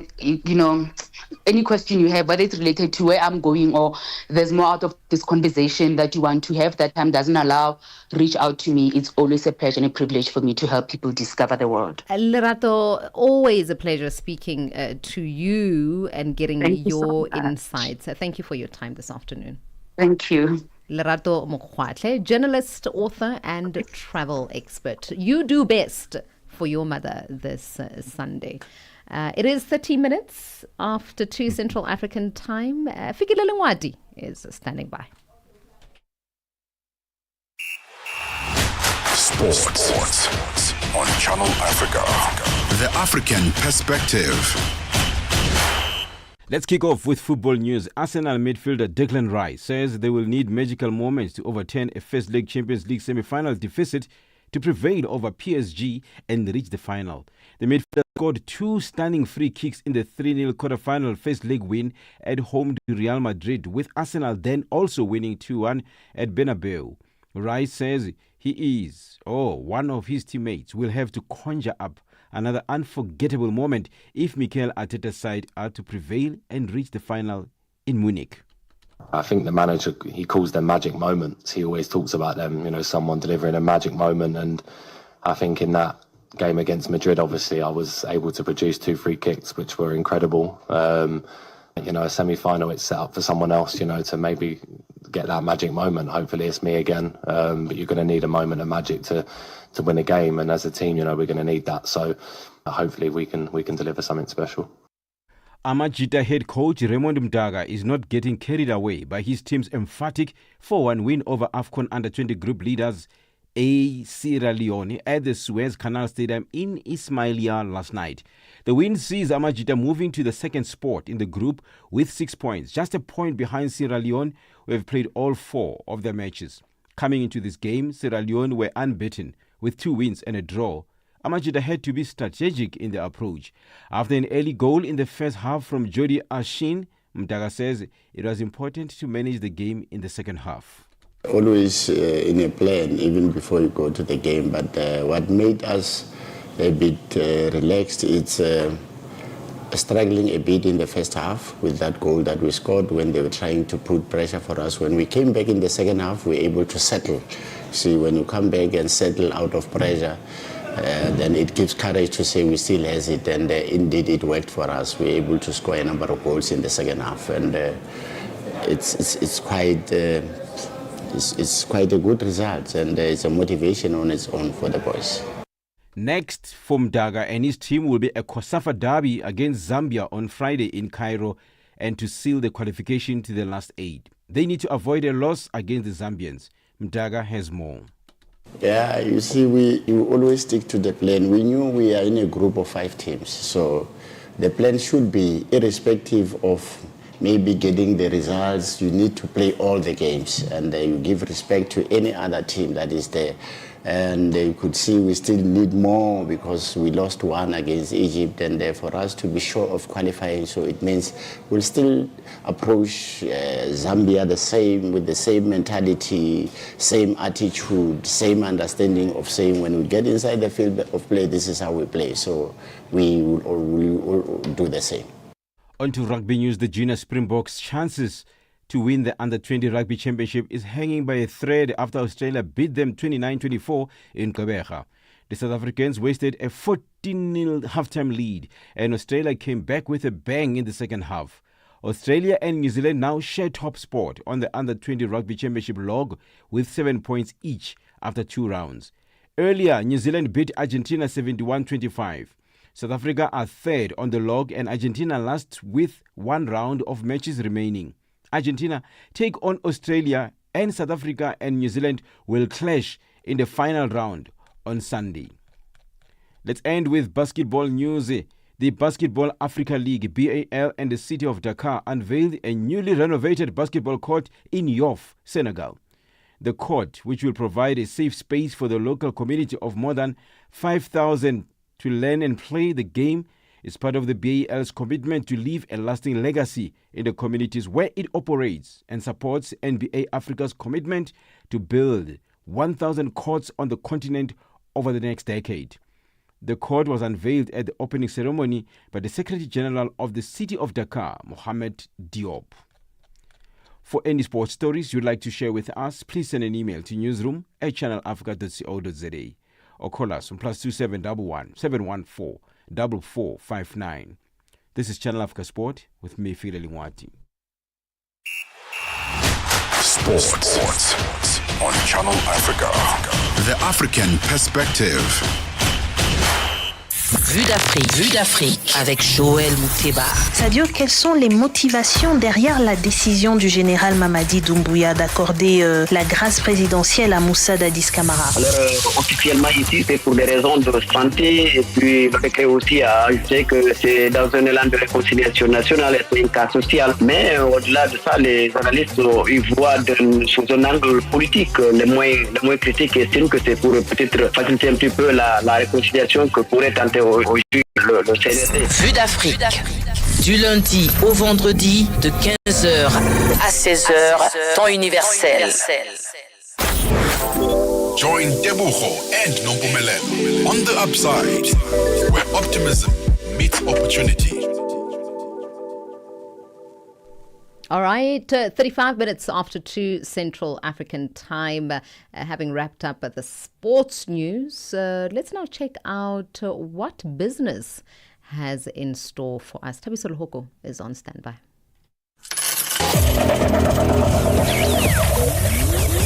Business news on Channel Africa. The African perspective. Thanks, Nompumelelo, and good afternoon.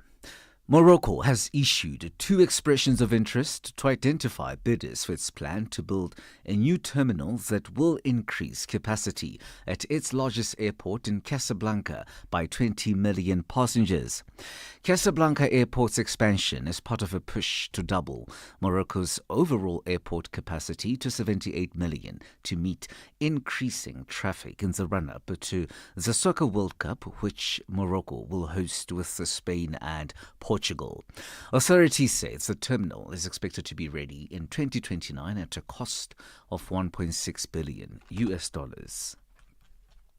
South Africa's Electricity Minister, Dr. Hosientsho Ramokgopa, says diminishing current natural gas reserves in Pande, Mozambique, present South Africa with both risk and opportunities. Ramokgopa was speaking at the Natural Gas Symposium hosted by Wits Business School in Johannesburg. South Africa will no longer be able to import natural gas from Mozambique from next year. Ramokgopa has urged South Africans to work together to avoid the gas shortage. South Africa currently imports approximately 160 petajoules of natural gas per annum from Mozambique, representing more than 85% of our total consumption. Meanwhile, Petroleum Agency of South Africa acting CEO Dr. Bongani Saitini says gas was discovered in the country between 2019 and 2020. However, experts say this may not help in curbing the looming shortage of natural gas used by local manufacturers. It takes between 8 to 9 years between discovery and production. Saitini shared insights at the gas symposium taking place at Wits University. I have just demonstrated and articulated the fact that gas was found in 2019-2020 through the Brelpada and Leipert wells by Total Energies and Partners, gas that is a right that is now held by Main Street. Ghana's consumer inflation has slowed for a 4th month in a row in April to 21.2% year-on-year from 22.4% in March. Government statistician Alison Adrisu says that the latest decline was driven by a moderation in both food and non-food inflation. Ghana's economy has been battling persistently high inflation with the rates above the central bank's target of 8% within a margin of error of 2 percentage points either side. Energy giant ExxonMobil is set to inject $1.5 billion into the development of its deep-water operations in Nigeria. The planned capital deployment spanning from the second quarter of 2025 to 2027 will primarily focus on revitalizing production at the Usan deepwater oil field located on the key offshore block OML 138 in the eastern Niger Delta.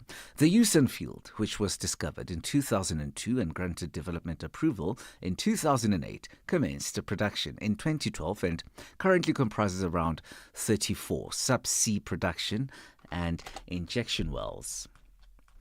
$1 in Nigeria is trading at 1,000 naira 605. Botswana 13 pula 47. Kenya 128 shilling 346, and Zambia 27 kwacha 27.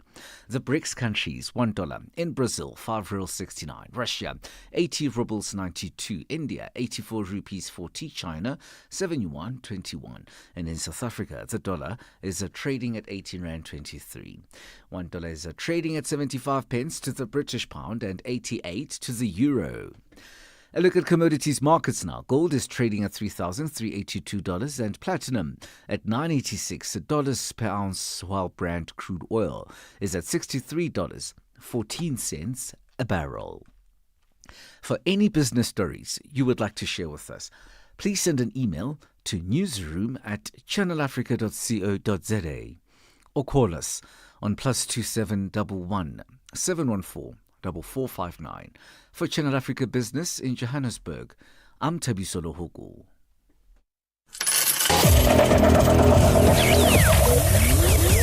Business news on Channel Africa. The African perspective. Connecting Africa to the world. The Upside.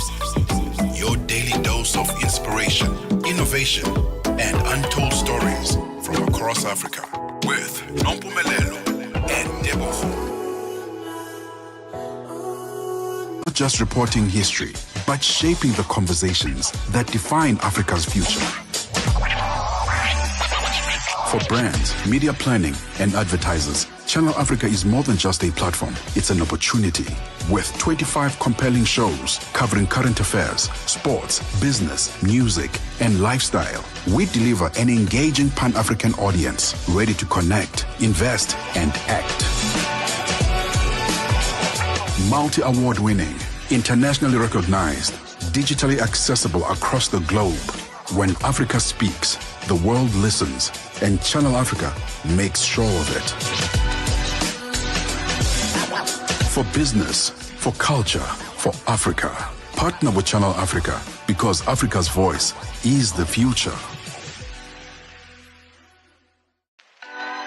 Africa is a story, a living, breathing, ever-evolving masterpiece. And for over 5 decades now, one voice has told it like no other. Channel Africa. More than just a broadcaster, Channel Africa is the pulse of the continent, African-led, African-run, and deeply rooted in its heritage. It's the only international station that speaks to Africa in its own voices: English, Kiswahili, Chinyanja, French, and Portuguese. The languages that unite 1 billion people. We have been there through every shift, every milestone, and every triumph. Not just reporting history, but shaping the conversations that define Africa's future. For brands, media planning, and advertisers, Channel Africa is more than just a platform. It's an opportunity. With 25 compelling shows covering current affairs, sports, business, music, and lifestyle, we deliver an engaging Pan-African audience ready to connect, invest, and act. Multi-award winning, internationally recognized, digitally accessible across the globe. When Africa speaks, the world listens, and Channel Africa makes sure of it. For business, for culture, for Africa. Partner with Channel Africa because Africa's voice is the future. Africa is a story, a living, breathing, ever-evolving masterpiece. And for over 5 decades now, one voice has told it like no other. Channel Africa.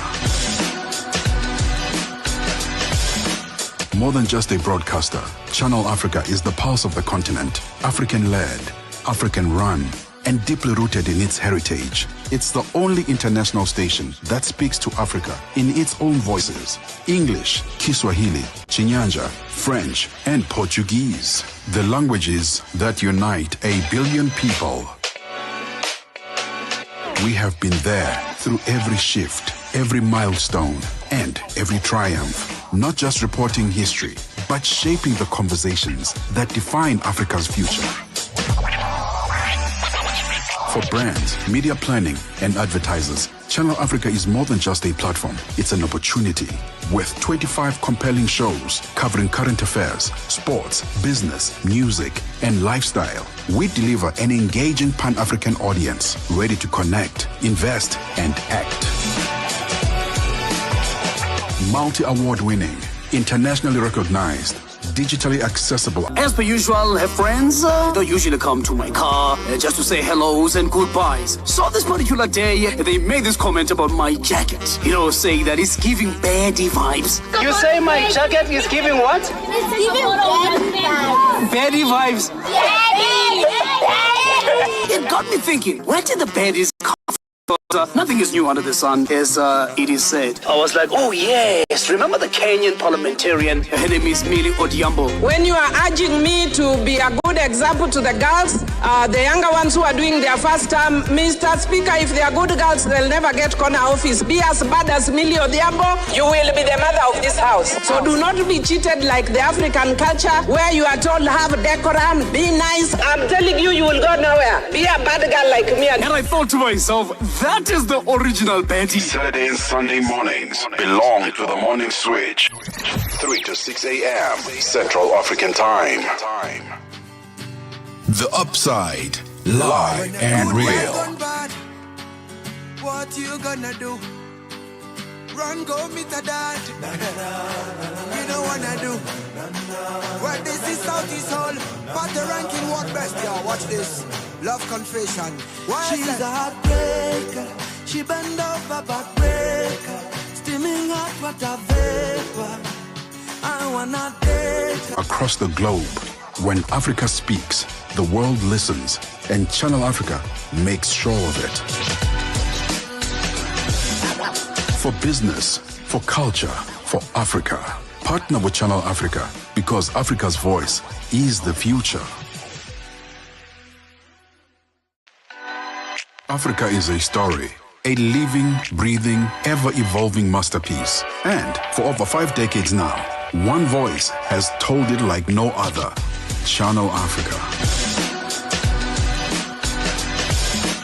More than just a broadcaster, Channel Africa is the pulse of the continent, African-led, African-run, and deeply rooted in its heritage. It's the only international station that speaks to Africa in its own voices: English, Kiswahili, Chinyanja, French, and Portuguese.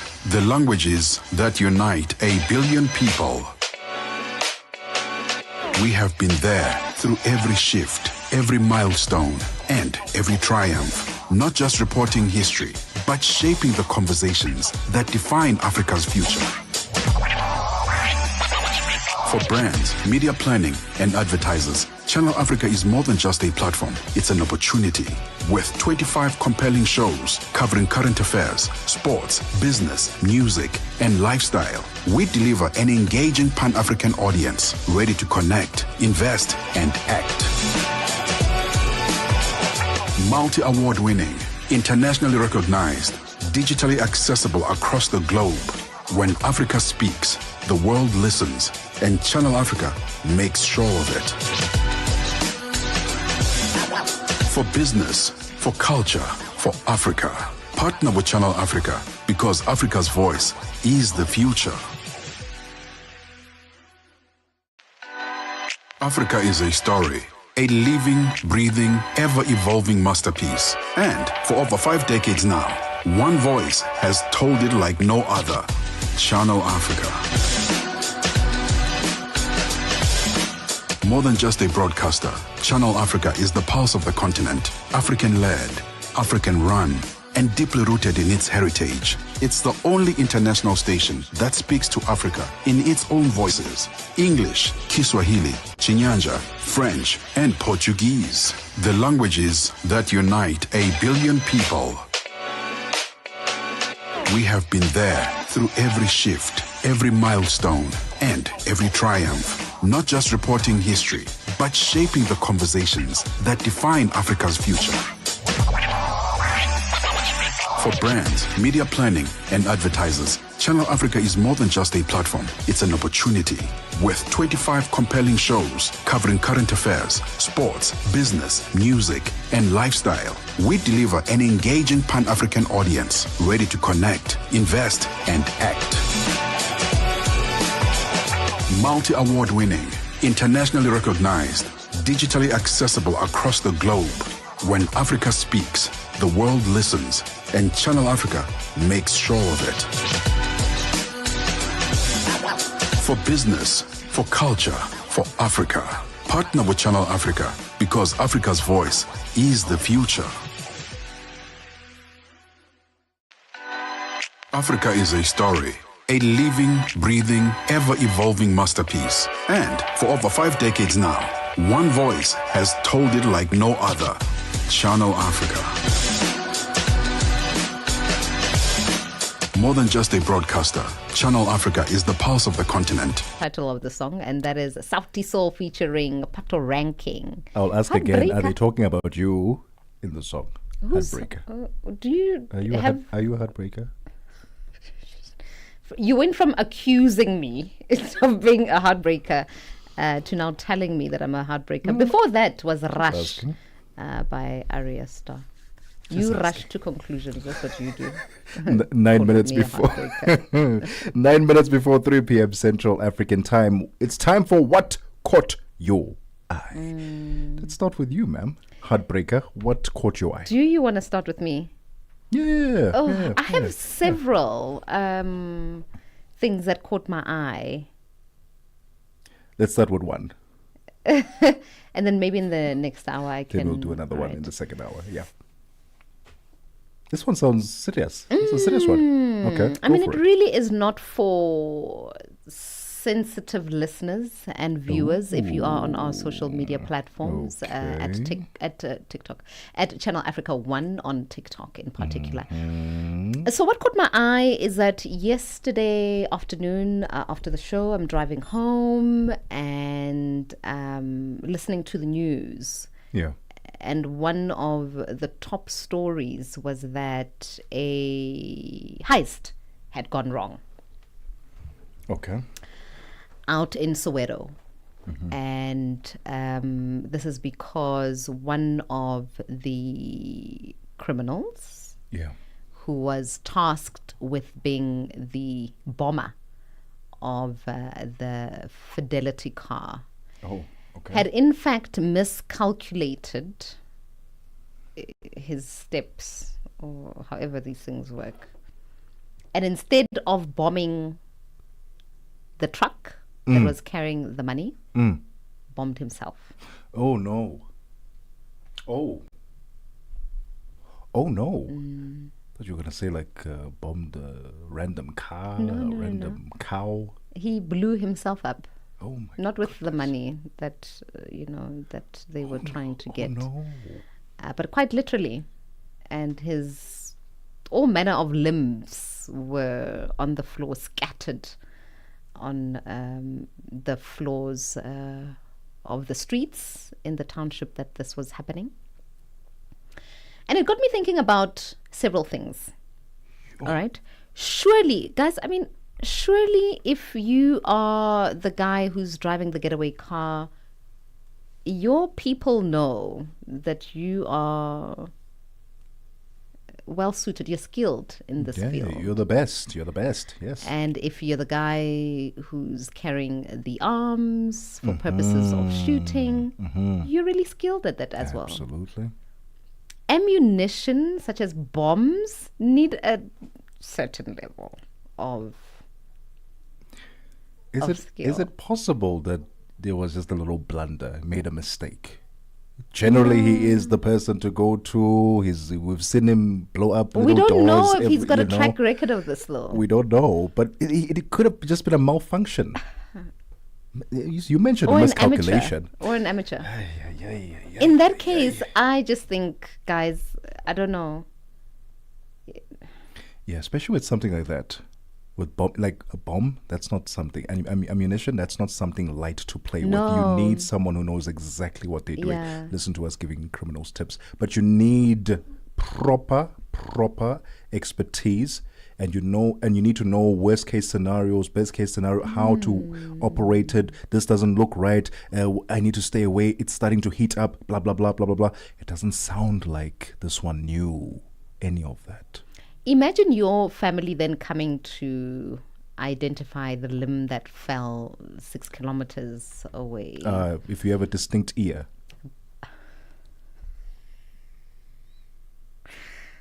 All right. I mean, could be that you have a distinct ear.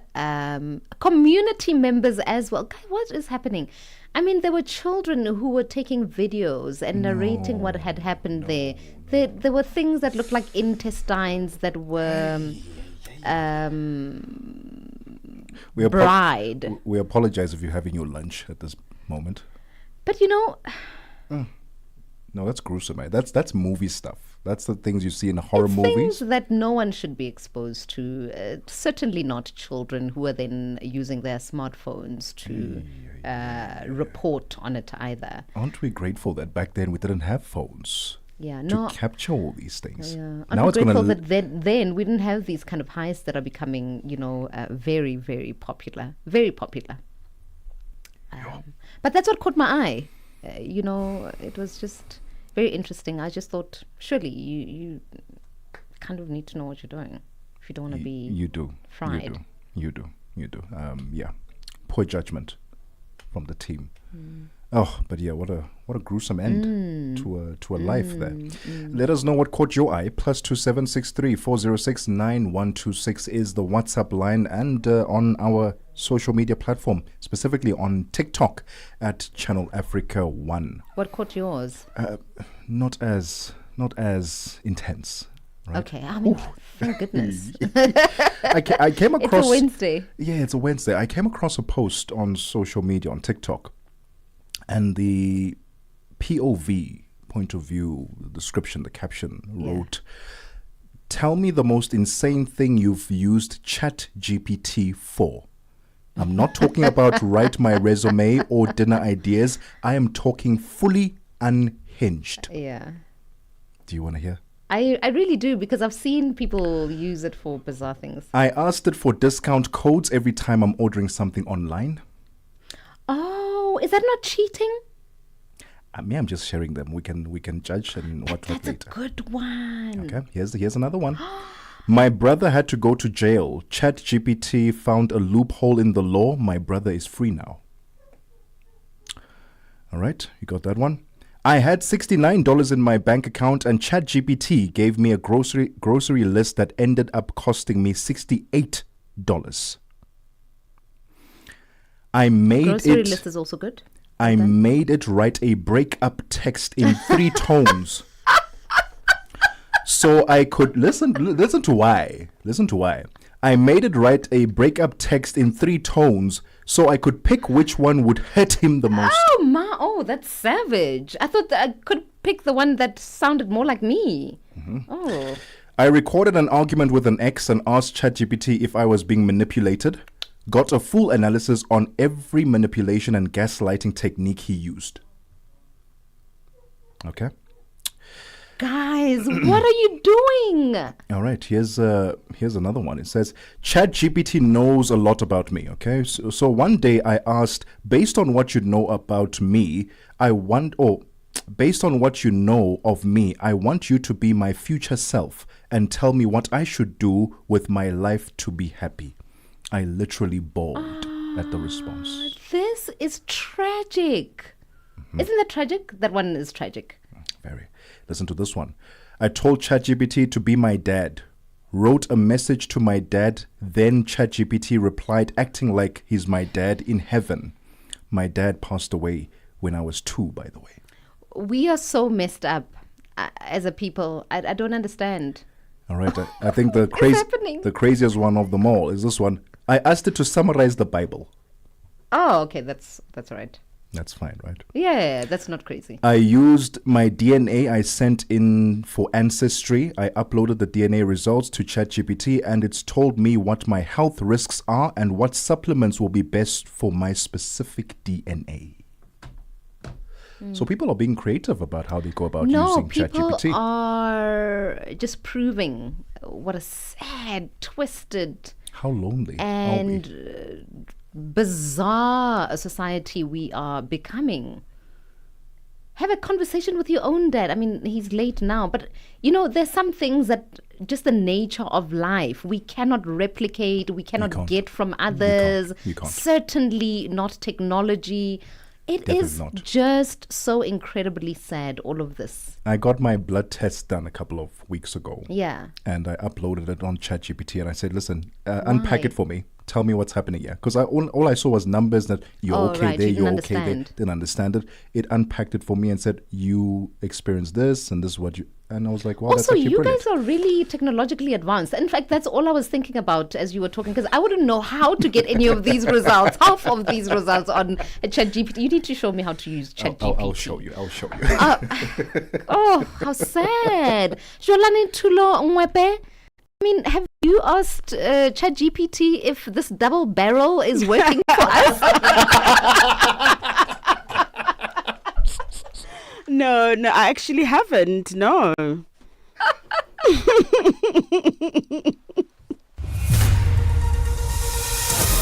SABC News. The African Perspective. Top stories: Asawa, the VIP Protection Unit members of South Africa's Deputy President acquitted of several charges, and former US President Joe Biden speaks on Trump's intervention in the Russia-Ukraine war. Good afternoon. We start with breaking news. South Sudan's army has just bombed the Kuriek Payam in Mayom County of the country's unity state, marking a significant escalation in the unfolding conflict. Local sources tell Sudan's Post that the aerial strike took place at around 5:30 p.m. local time. This is a developing story and more details will follow. South Africa's National Police Commissioner Fani Masemola says he will study the report on the acquittal of 8 members of Deputy President Paul Mashatile's VIP Presidential Protection Unit.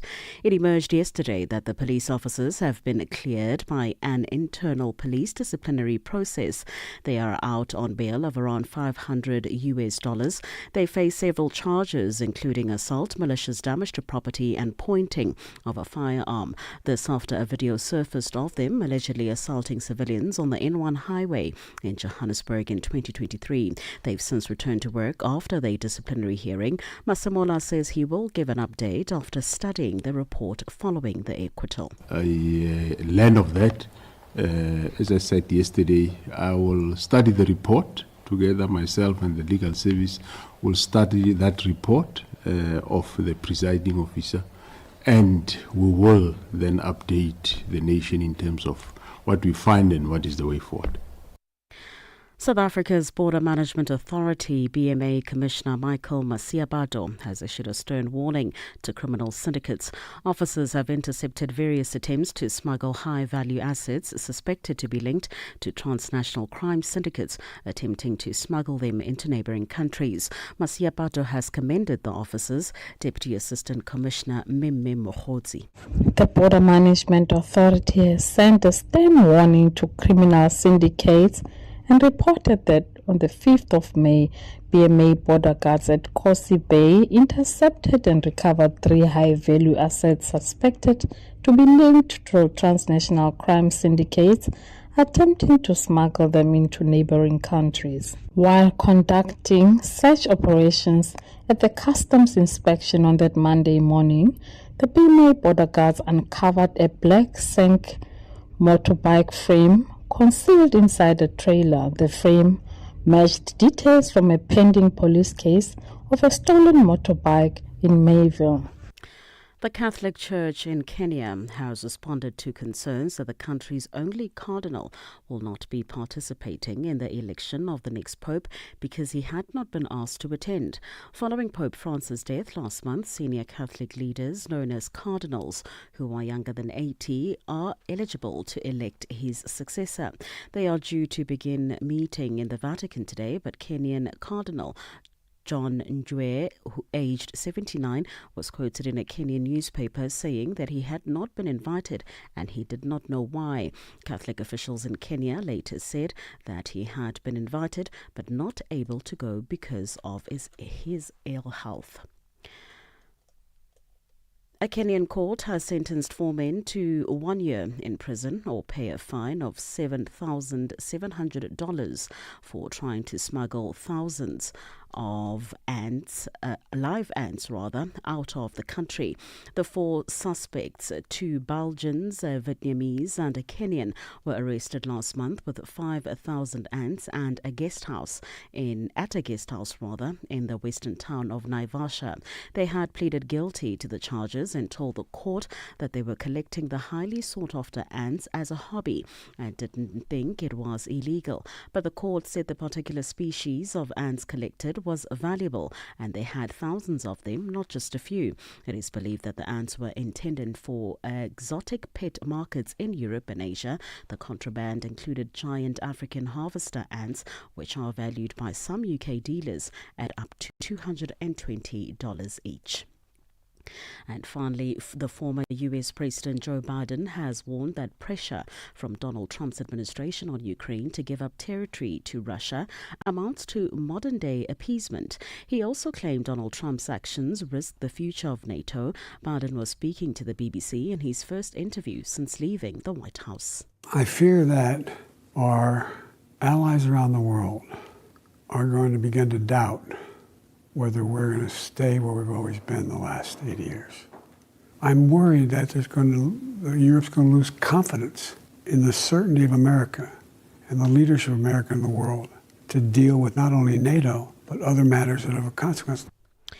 Recapping the top story this hour, South Africa's National Police Commissioner Fani Masemola says he will study the report on the acquittal of 8 members of Deputy President Paul Mashadile's VIP Presidential Protection Unit. It emerged yesterday that the police officers have been cleared by an internal police disciplinary process. For any news stories you would like to share with us, please do send an email to newsroom@channelafrica.co.za or call us on +27 11 714 4459. For Channel Africa News, I'm Jolani Tulo Mwebe. SABC News. The African Perspective.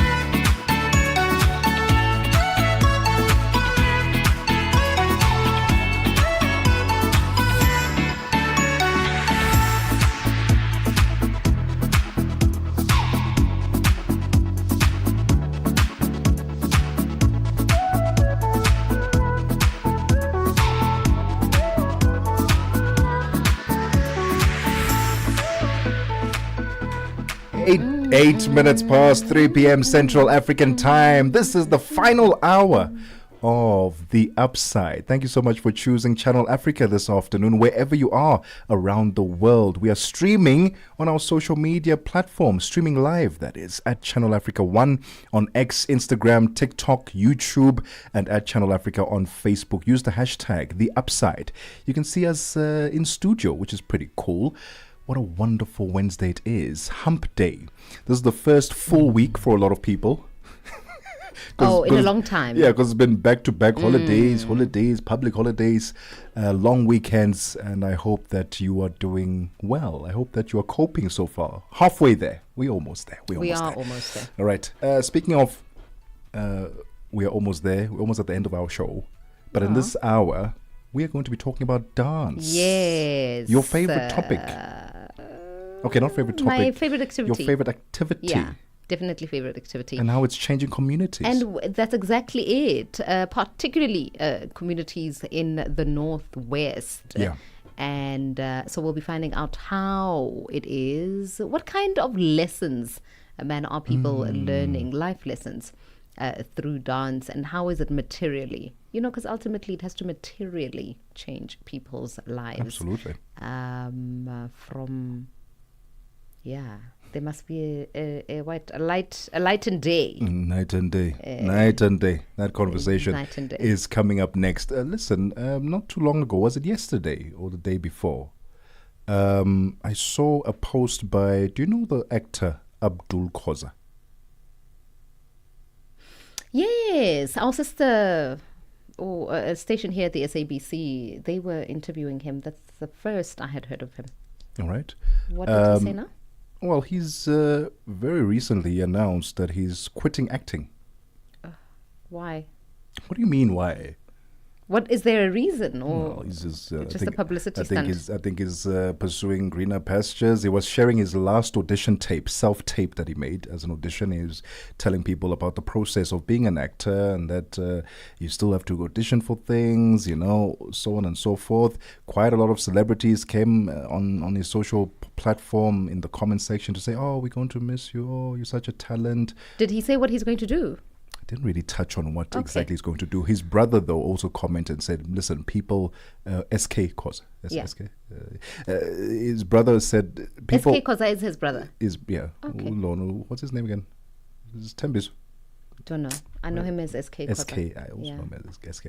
Anyway, he was saying that people don't know why we're doing what we're doing, but they'll find out soon. Something like that. It doesn't make sense. I don't know if he hasn't made any public announcement yet. Not on his social media platforms anyway, but Abdul did. And I was like, wow, is it tough out there, or are they pursuing greener pastures? All right. I mean, if they're saying that it will soon be revealed, I'm happy to wait and see. I just think when actors, musicians, celebrities, those in the public eye announce their retirement, I always get fatigued slightly because I know they'll be back. Sometimes it's a stunt. It's I'm just like publicity. Okay, quit quietly.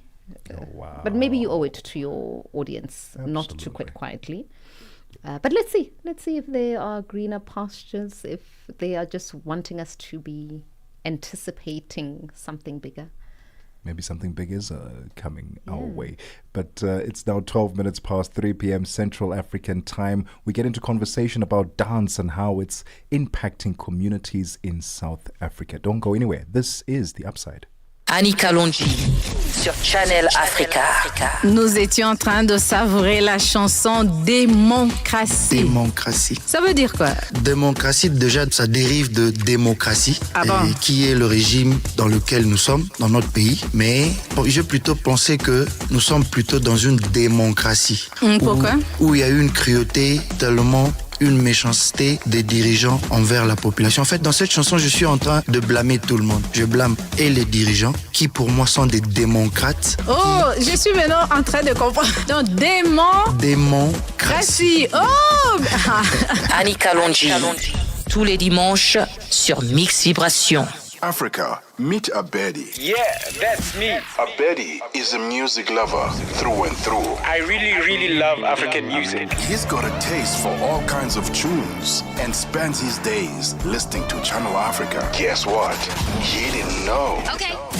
Channel Africa wants to help Abedi and all music lovers everywhere to discover even more incredible music. That is why Channel Africa is calling on all African musicians to submit their music. Musicians, remember to give us all your relevant information. Make your submissions at music@channelafrica.co.za. Submissions are your chance to be heard on radio. But sadly, they do not guarantee that you'll be playlisted. All submissions will be carefully reviewed to see if they meet our station's requirement. Channel Africa, the African perspective. If it's news and current affairs, leading opinions, and thought leaders that get your groove, this is your home, The Upside. African-led, African-run, and deeply rooted in its heritage. It's the only international station that speaks to Africa in its own voices: English, Kiswahili, Chinyanja, French, and Portuguese. The languages that unite 1 billion people. We have been there through every shift, every milestone, and every triumph. Not just reporting history, but shaping the conversations that define Africa's future. For brands, media planning, and advertisers, Channel Africa is more than just a platform. It's an opportunity.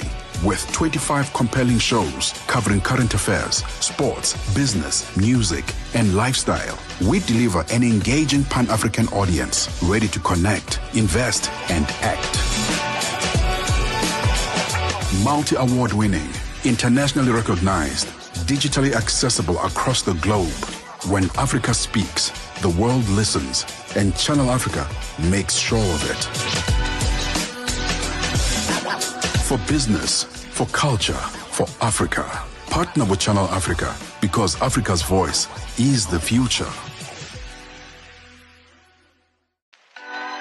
Africa is a story, a living, breathing, ever-evolving masterpiece. And for over 5 decades now, one voice has told it like no other: Channel Africa.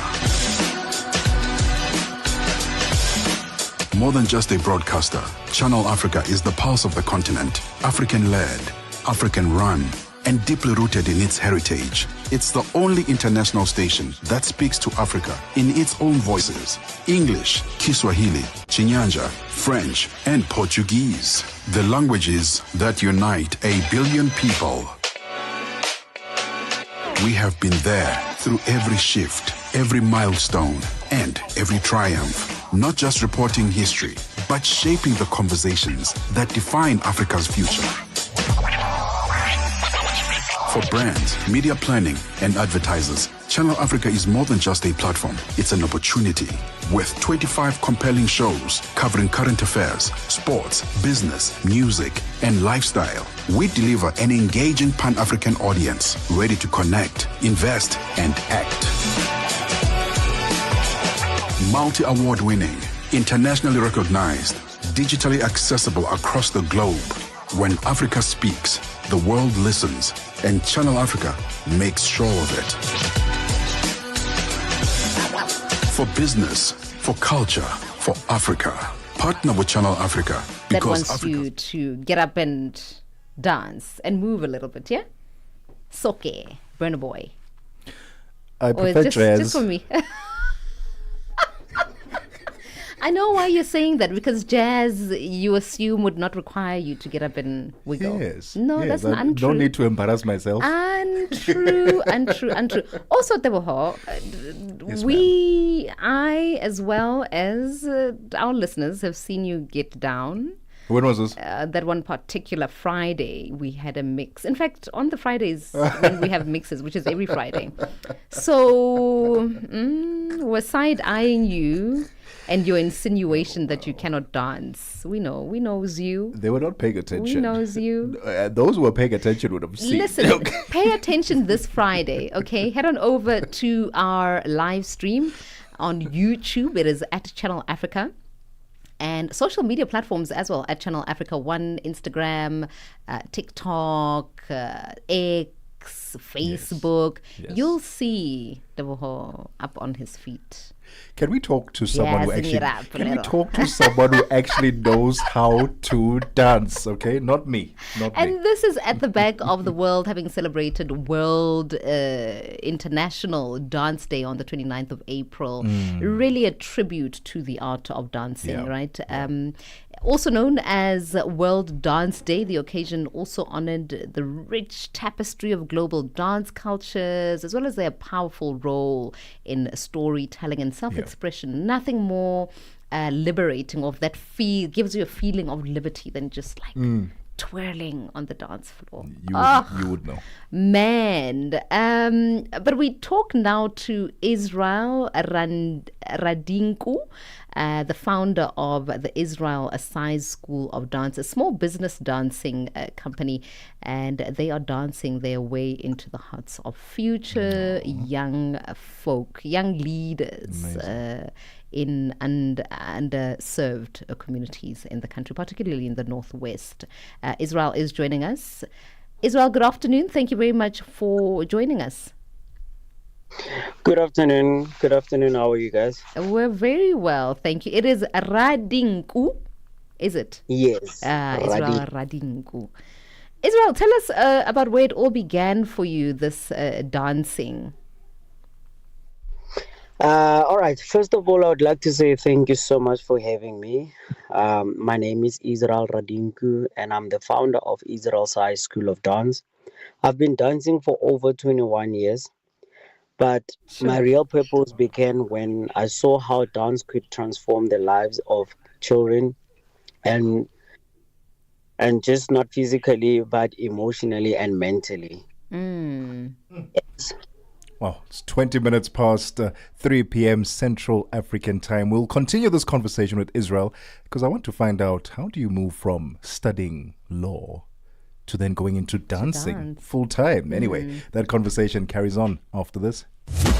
Are you fluent in French, Chinyanja, Portuguese, and Kiswahili? Are you passionate about radio? And are you looking to work in South Africa? Do you have papers that qualify you to work in South Africa? In that case, we might have an opportunity for you to work for Channel Africa. Send us your CV and demo at newsroom@channelafrica.co.za. Remember, if you don't hear from us within 14 days, it means you have not made it or you have not been selected. Channel Africa, the African perspective. Join Tebogo and Nompumelelo on the upside, where optimism meets opportunity. We are still joined on the line by Israel, Israel Radinku, dancepreneur. Is that a word we can use now? Being a dancepreneur. Yes. Israel, tell us about moving. Am I correct in saying that you were studying law at some stage and then you decided, no, let me continue, let me get into the dancing stage and start a business to teach kids in the community how to dance? Am I correct in saying that you left your studying to pursue this? Yes, correct. But obviously it was a tough decision. I mean, I come from a background where education is highly valued. Yes. And leaving something as stable as law seemed very risky. But I wasn't fulfilled, obviously. So I was surviving, not leaving. Dance gave me purpose. I knew if I didn't follow my passion, I would always regret it. Oh, man. Israel, tell us about where, you said for you, it's not just about dancing, but you found a bigger purpose within the art form. Tell us about what that purpose is and how it is that you are carrying it out. All right. Dance speaks where words sometimes fail. I mean, in today's world filled with noise, stress, and social challenges, dance provides a physical and emotional release. It also forms of a storylining that transcends language, making it a universal tool for connection, culture, and creativity. Well, I want to know how you go about convincing parents, Israel. You are teaching kids how to dance and how to use that as a tool and a means of expression, and that it can actually be a viable career path one day for themselves. How do you go about convincing parents that it's not just a hobby? I started Israel's High School of Dance because I saw a gap in our communities. So much raw talent, but few platforms for young people to express themselves or pursue dance professionally. So the vision has always been to inspire, equip, and uplift through dancing, whether for fun, fitness, or future careers, I meant to say. And Israel, what have you done with the young people of the Northwest? I understand that you also have collaborated with Sibanye Gold. Tell us about that as well. Oh, yes, yes. First of all, I would like to say, being part of the youth, the youth program, which was it was from the Pakamani, which was sponsored by the Sibanye Stillwater. Uh, I'm very proud of everything that they've done. I mean, with the business wise, everything they've taught me how to, you generate whatever in the business. Because to be honest, me as a dancer, I've always known how to dance, but I've never really started like the admin, the finance part of the business. And yes, and they taught us how you do that, how you run your projections, how you control your finances and stuff like that. So they really did a very big impact on our lives. The people who attended the program. Tell us about your offering at your school of dance, if you will. What kind of classes do you have, and what can the kids expect and parents need to know about? Okay, so the offerings which we offer, we start from the young kids from the age of 3. We offer dance classes with them. I like to call it just dance classes because we do different types of genres with them. We don't only focus on maybe only ballet, contemporary, modern, or whatsoever. I just call it dance. And then going forward, at our studio, which is in Protea Park at the Lyre School, that is our main studio. We offer hip hop classes obviously from the age of 5 up to adults, or up to senior citizens. Nice. And then we also have modern dance classes, modern, jazz, contemporary, ballet, ballroom, and Latin. And I also offer wedding dance classes for people who wants to do dances. Wow. And also within our culture, within our Black people, we also have dance lessons like that, where it's a group of people, all the groomsmaids and the bridesmaids, and then all of that. And then we also offer programs in Rustenburg, they call it reviews. So it's like a dance production which the whole school is taking part on that. And tell us about some of your success stories from your dance school, Israel. Who has come through the school and gone on to do wonderfully? Absolutely. Dance helps people release trauma, tell stories, and reclaim their voices. We've had students who struggled with anxiety or identity issues, finding healing, strength through movement. Dance is also a form of protest. Also, it's a powerful tool to there's a story that I always like to share with one of my students who had ADHD, had autism. When the mother brought the studio, the mother was she wasn't even looking forward to the child doing exams, taking part in the competition or performances. She just said, I just want him to do something because he's always jumping around at the house. And then I told him, listen, you know what, this is a story that reminds me of myself, because when I started dancing, I remember back in the days, I used to try to mimic, people that were dancing on TV, trying to do these steps. So that child, when the child came, I immediately realized that, okay, so there's a problem with this child. So what I did is I took the very same child and then I placed him in front of the class and I said, listen, you go into do the warm-up class today. You are going to instruct the whole class. Oh, wow. At first, he was a bit shy, but because children with ADHD, they are very hyper. They are like that. So what I noticed is that child, what he needed attention. So I placed him in front of the class and then he started doing that. And then he started enjoying it up until to a point where he started asking me if he can do that. Oh man, a leader. Yes, exactly. Last year, we took part in one of the biggest dance competition, Stars of Tomorrow, by the South African Board of Dance.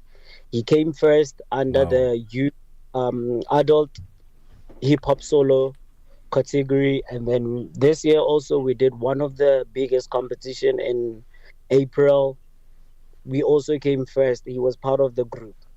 Incredible. Wow. Incredible. Israel, where can people find you on the socials to get in touch with you and maybe to take part in one of your classes as well? Yeah, how are you going to take that up? No. Israel, I really need you to enroll Tebogo in one of your classes. Your adult classes. I'd like to do that. If Tebogo doesn't mind to travel to Rustenburg. Listen, I don't mind at this point because she's made it public news. I'm going to have to. Israel, where can we find you on the socials?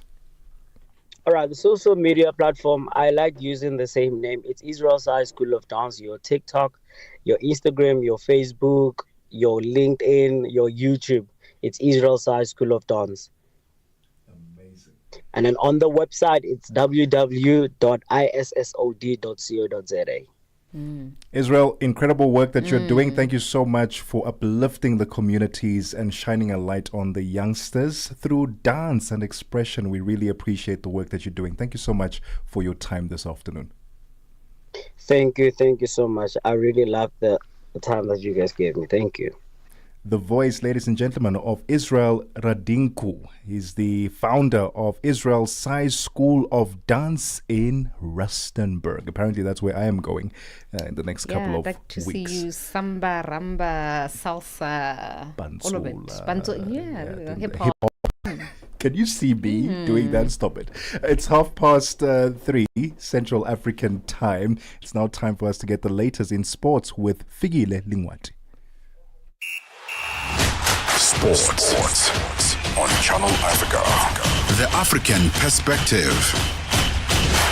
And in this hour, for the third year running, South African Q sports sensation Kylie Akalu has achieved the remarkable double victory. He once again clinched both the South African 9-ball championship and a fiercely competitive straight pool championship held at the renowned Session Billiards venue in Tiger Valley in Cape Town. The tournament saw Akalu navigate challenging fields to emerge victorious in both disciplines. This unprecedented 3-year streak firmly cements his place as a true force in South African pool. Akalu says his next aim is to conquer tournaments on an international stage. I'm the best 9-ball pool player in South Africa, and I've defended my title for 3 years consecutively. Throughout my playing career, I've won a few titles, one time. But this year was very special because I won it 3 years in a row. So I went for I've secured the hat trick, shall I say. And I've never ever done that before. In football news, Arsenal midfielder Declan Rice says they will need magical moments to overturn a first-leg Champions League semi-final deficit to prevail over PSG and reach the final. The midfielder scored 2 stunning free kicks in the 3-0 quarter-final first-leg win at home to Real Madrid, with Arsenal then also winning 2-1 at the Bernabeu. Rice says one of his teammates will have to conjure up another unforgettable moment if Mikel Arteta's side are to prevail and reach the final in Munich. I think the manager, he calls them magic moments. He always talks about them, someone delivering a magic moment. And I think in that game against Madrid, obviously, I was able to produce 2 free kicks, which were incredible. A semi-final, it's set up for someone else, to maybe get that magic moment. Hopefully it's me again. But you're going to need a moment of magic to win a game. And as a team, we're going to need that. So hopefully we can deliver something special. Rugby news, the junior Springboks' chances to win the Under-20 Rugby Championship is hanging by a thread after Australia beat them 29-24 in Gqeberha. The South Africans wasted a 14-0 halftime lead, and Australia came back with a bang in the second half. Australia and New Zealand now share top spot on the Under-20 Rugby Championship log with 7 points each after 2 rounds. Earlier, New Zealand beat Argentina 71-25. South Africa are third on the log and Argentina last with 1 round of matches remaining. Argentina take on Australia, and South Africa and New Zealand will clash in the final round on Sunday. Now, basketball news. The Basketball Africa League, the BAL, and the city of Dakar unveiled a newly renovated basketball court in Yoff, Senegal. The court, which will provide a safe space for local community of more than 5,000 to learn and play the game, is part of the BAL's commitment to leave a lasting legacy in the communities where it operates, and supports NBA Africa's commitment to build 1,000 courts on the continent over the next decade. The court was unveiled at an opening ceremony by the Secretary General of the City of Dakar, Mohamed Diop. Lastly, Jemima Rodriguez played a blinder of an innings to register her second ODI century and guide India women to an imposing 337 for 9 in the Savo Cup Women's Tri-Nation Series match against South Africa's women at the R. Premadasa International Cricket Stadium in Colombo. South Africa needs 338 runs to win. The toss went South Africa's way, and Chloe Trion, and South African captain, asked India to bat first. Her new ball bowlers were a trifle expensive, but they took early wickets which made India wobble. However, things changed after Jemima Rodriguez arrived at the crease. Rodriguez smashed 15 fours and a single six on her way to 123 from 101 deliveries. For any sports stories you'd like to share with us, please send an email to newsroom@channelafrica.co.za or call us on +2711 714 4459. This is Channel Africa Sport with me, Fida Lingwati. Sports on Channel Africa. The African perspective. Zilipendwa na I am Henry Shekif. Baiter, mambo vipi? Poa. Mwaka 2025 mpaka hivi sasa ukoje kwa upande wako mzee baba?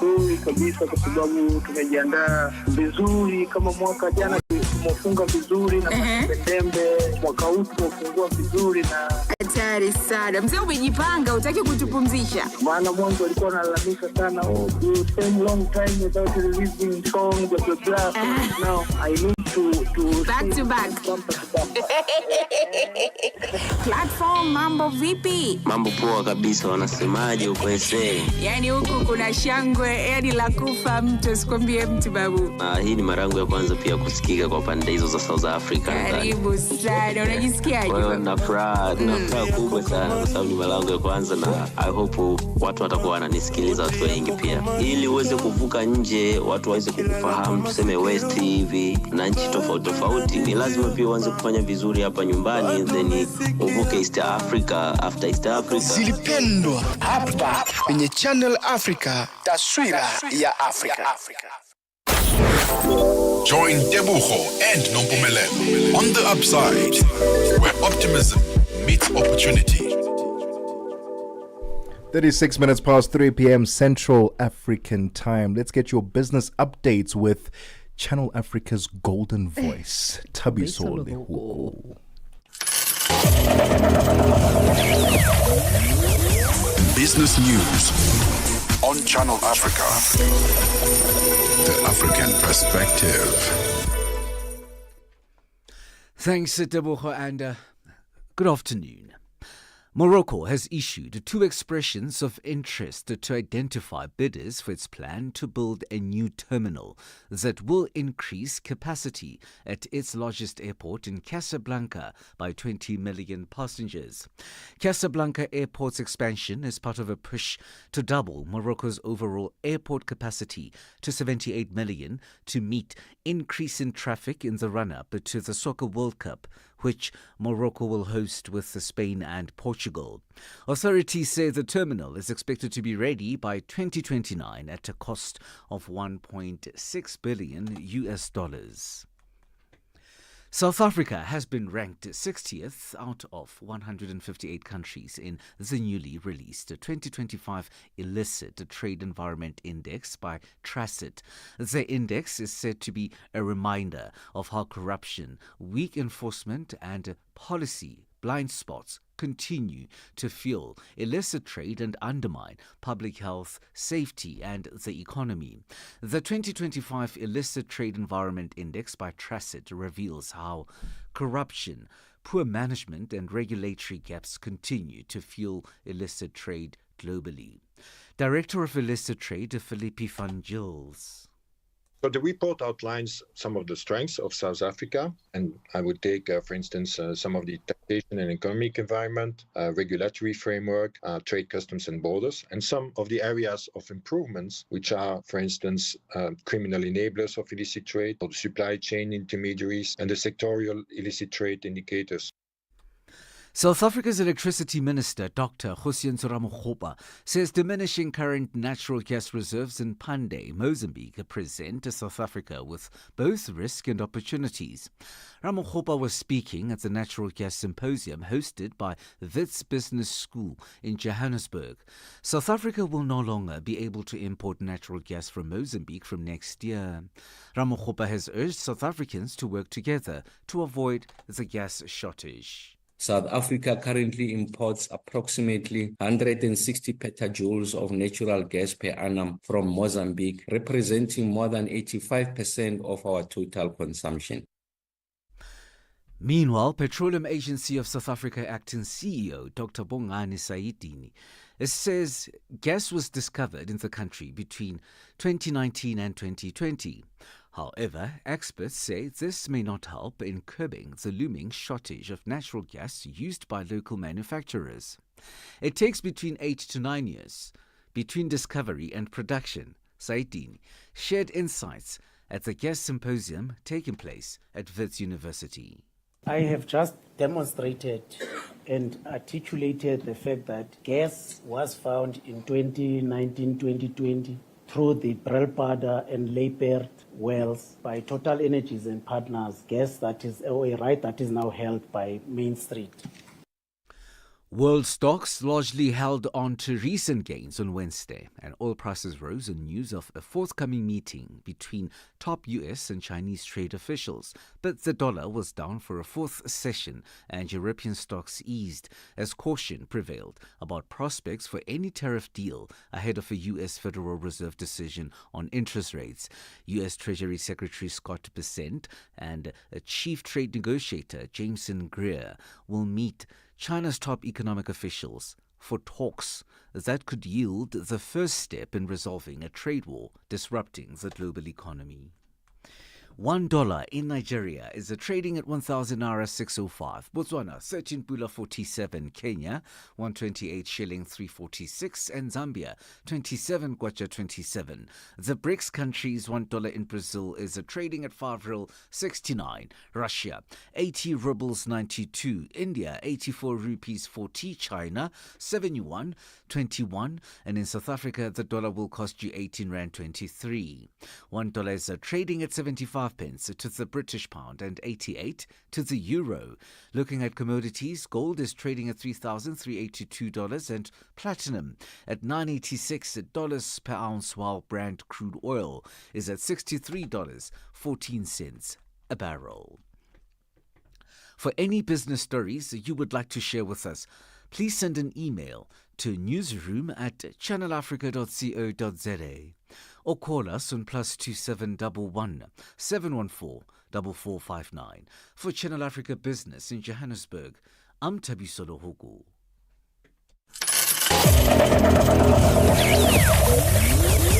Business news on Channel Africa. The African perspective. Connecting Africa to the world. The Upside with Nompumelelo Ngubeni and Tebogo Lekhuleni bringing you Africa's brightest ideas and untold stories. Voice is the future. Africa is a story.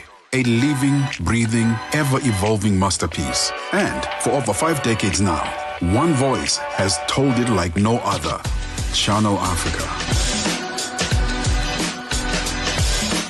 More than just a broadcaster, Channel Africa is the pulse of the continent. African-led, African-run, and deeply rooted in its heritage. It's the only international station that speaks to Africa in its own voices. English, Kiswahili, Chinyanja, French, and Portuguese.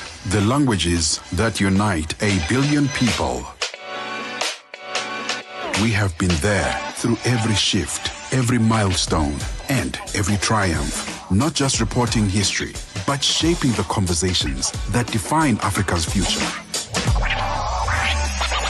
For brands, media planning, and advertisers, Channel Africa is more than just a platform. It's an opportunity. With 25 compelling shows covering current affairs, sports, business, music, and lifestyle, we deliver an engaging Pan-African audience ready to connect, invest, and act. Multi-award winning, internationally recognized, digitally accessible across the globe. When Africa speaks, the world listens, and Channel Africa makes sure of it. For business, for culture, for Africa, partner with Channel Africa because Africa's voice is the future. Africa is a story, a living, breathing, ever-evolving masterpiece. And for over 5 decades now, one voice has told it like no other. Channel Africa. More than just a broadcaster, Channel Africa is the pulse of the continent, African-led, African-run, and deeply rooted in its heritage. It's the only international station that speaks to Africa in its own voices: English, Kiswahili, Chinyanja, French, and Portuguese. The languages that unite 1 billion people. We have been there through every shift, every milestone, and every triumph. Not just reporting history, but shaping the conversations that define Africa's future. For brands, media planning, and advertisers, Channel Africa is more than just a platform. It's an opportunity. With 25 compelling shows covering current affairs, sports, business, music, and lifestyle, we deliver an engaging Pan-African audience ready to connect, invest, and act. Multi-award winning, internationally recognized, digitally accessible across the globe. When Africa speaks, the world listens, and Channel Africa makes sure of it. For business, for culture, for Africa, partner with Channel Africa because Africa's voice is the future. Africa is a story, a living, breathing, ever-evolving masterpiece. And for over 5 decades now, one voice has told it like no other. Channel Africa. More than just a broadcaster, Channel Africa is the pulse of the continent, African-led, African-run, and deeply rooted in its heritage. It's the only international station that speaks to Africa in its own voices: English, Kiswahili, Chinyanja, French, and Portuguese. The languages that unite 1 billion people. We have been there through every shift, every milestone, and every triumph. Not just reporting history, but shaping the conversations that define Africa's future. For brands, media planning, and advertisers, Channel Africa is more than just a platform. It's an opportunity. With 25 compelling shows covering current affairs, sports, business, music, and lifestyle, we deliver an engaging Pan-African audience ready to connect, invest, and act. Multi-award winning, internationally recognized, digitally accessible across the globe. When Africa speaks, the world listens, and Channel Africa makes sure of it. For business, for culture, for Africa, partner with Channel Africa because Africa's voice is the future. Africa is a story, a living, breathing, ever-evolving masterpiece. And for over 5 decades now, one voice has told it like no other. Channel Africa. More than just a broadcaster, Channel Africa is the pulse of the continent, African-led, African-run, and deeply rooted in its heritage. It's the only international station that speaks to Africa in its own voices: English, Kiswahili, Chinyanja, French, and Portuguese. The languages that unite 1 billion people. We have been there through every shift, every milestone, and every triumph. not just reporting history, but shaping the conversations that define Africa's future.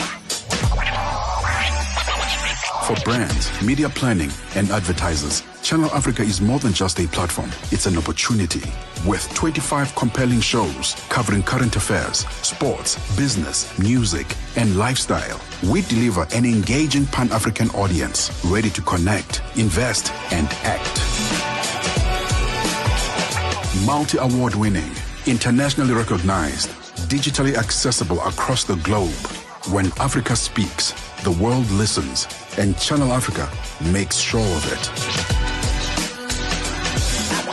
For business, for culture, for Africa, partner with Channel Africa, because Africa's voice is the future.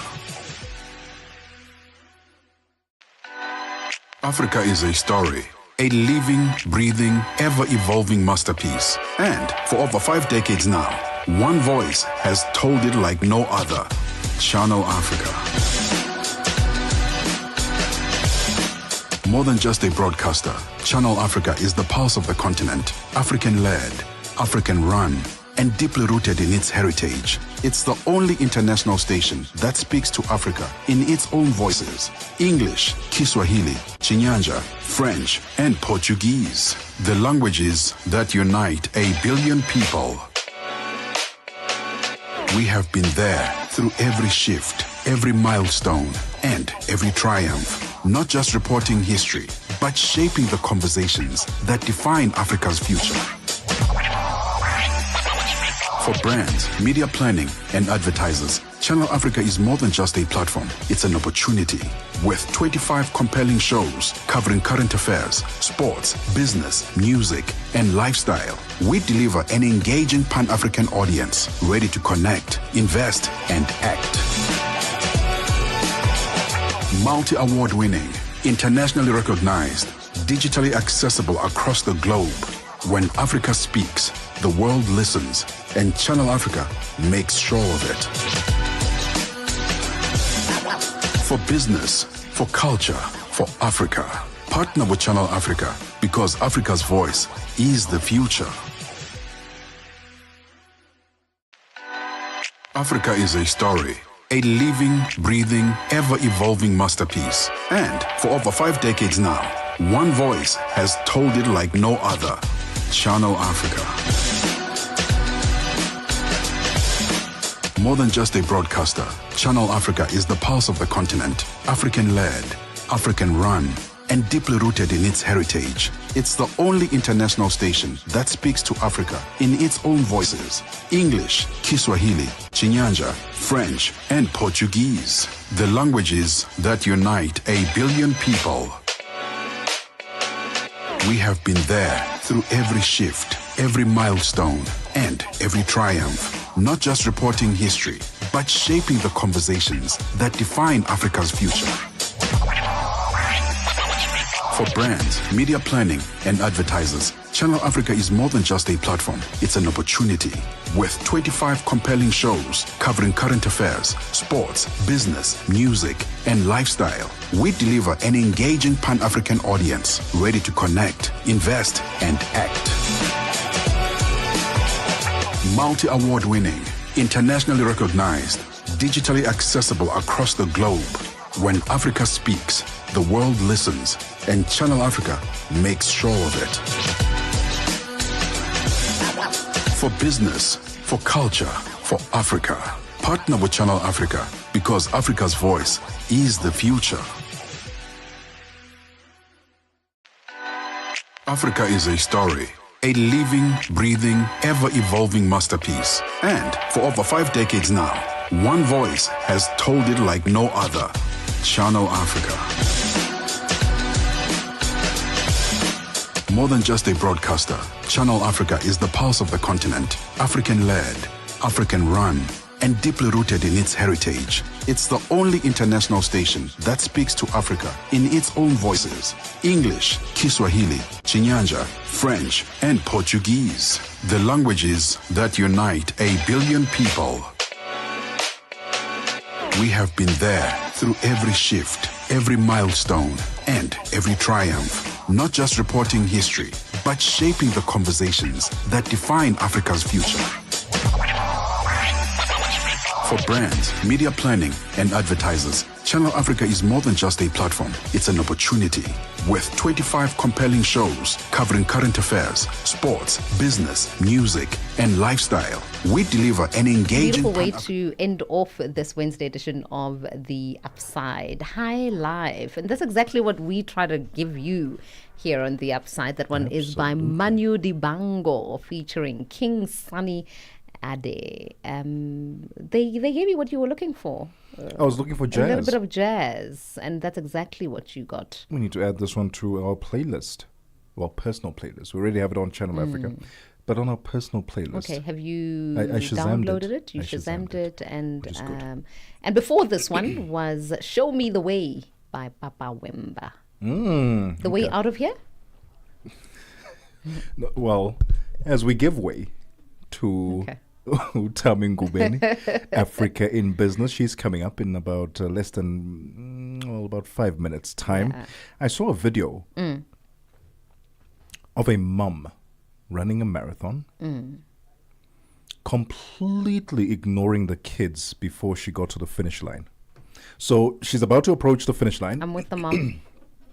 And the kids come running to her, two little kids. Why? Oh, mommy. Why? She ignored completely. Yeah. Like, I don't even know you. You I need tunnel vision here. I'm trying to get to the... You are in my way. Why are you even here?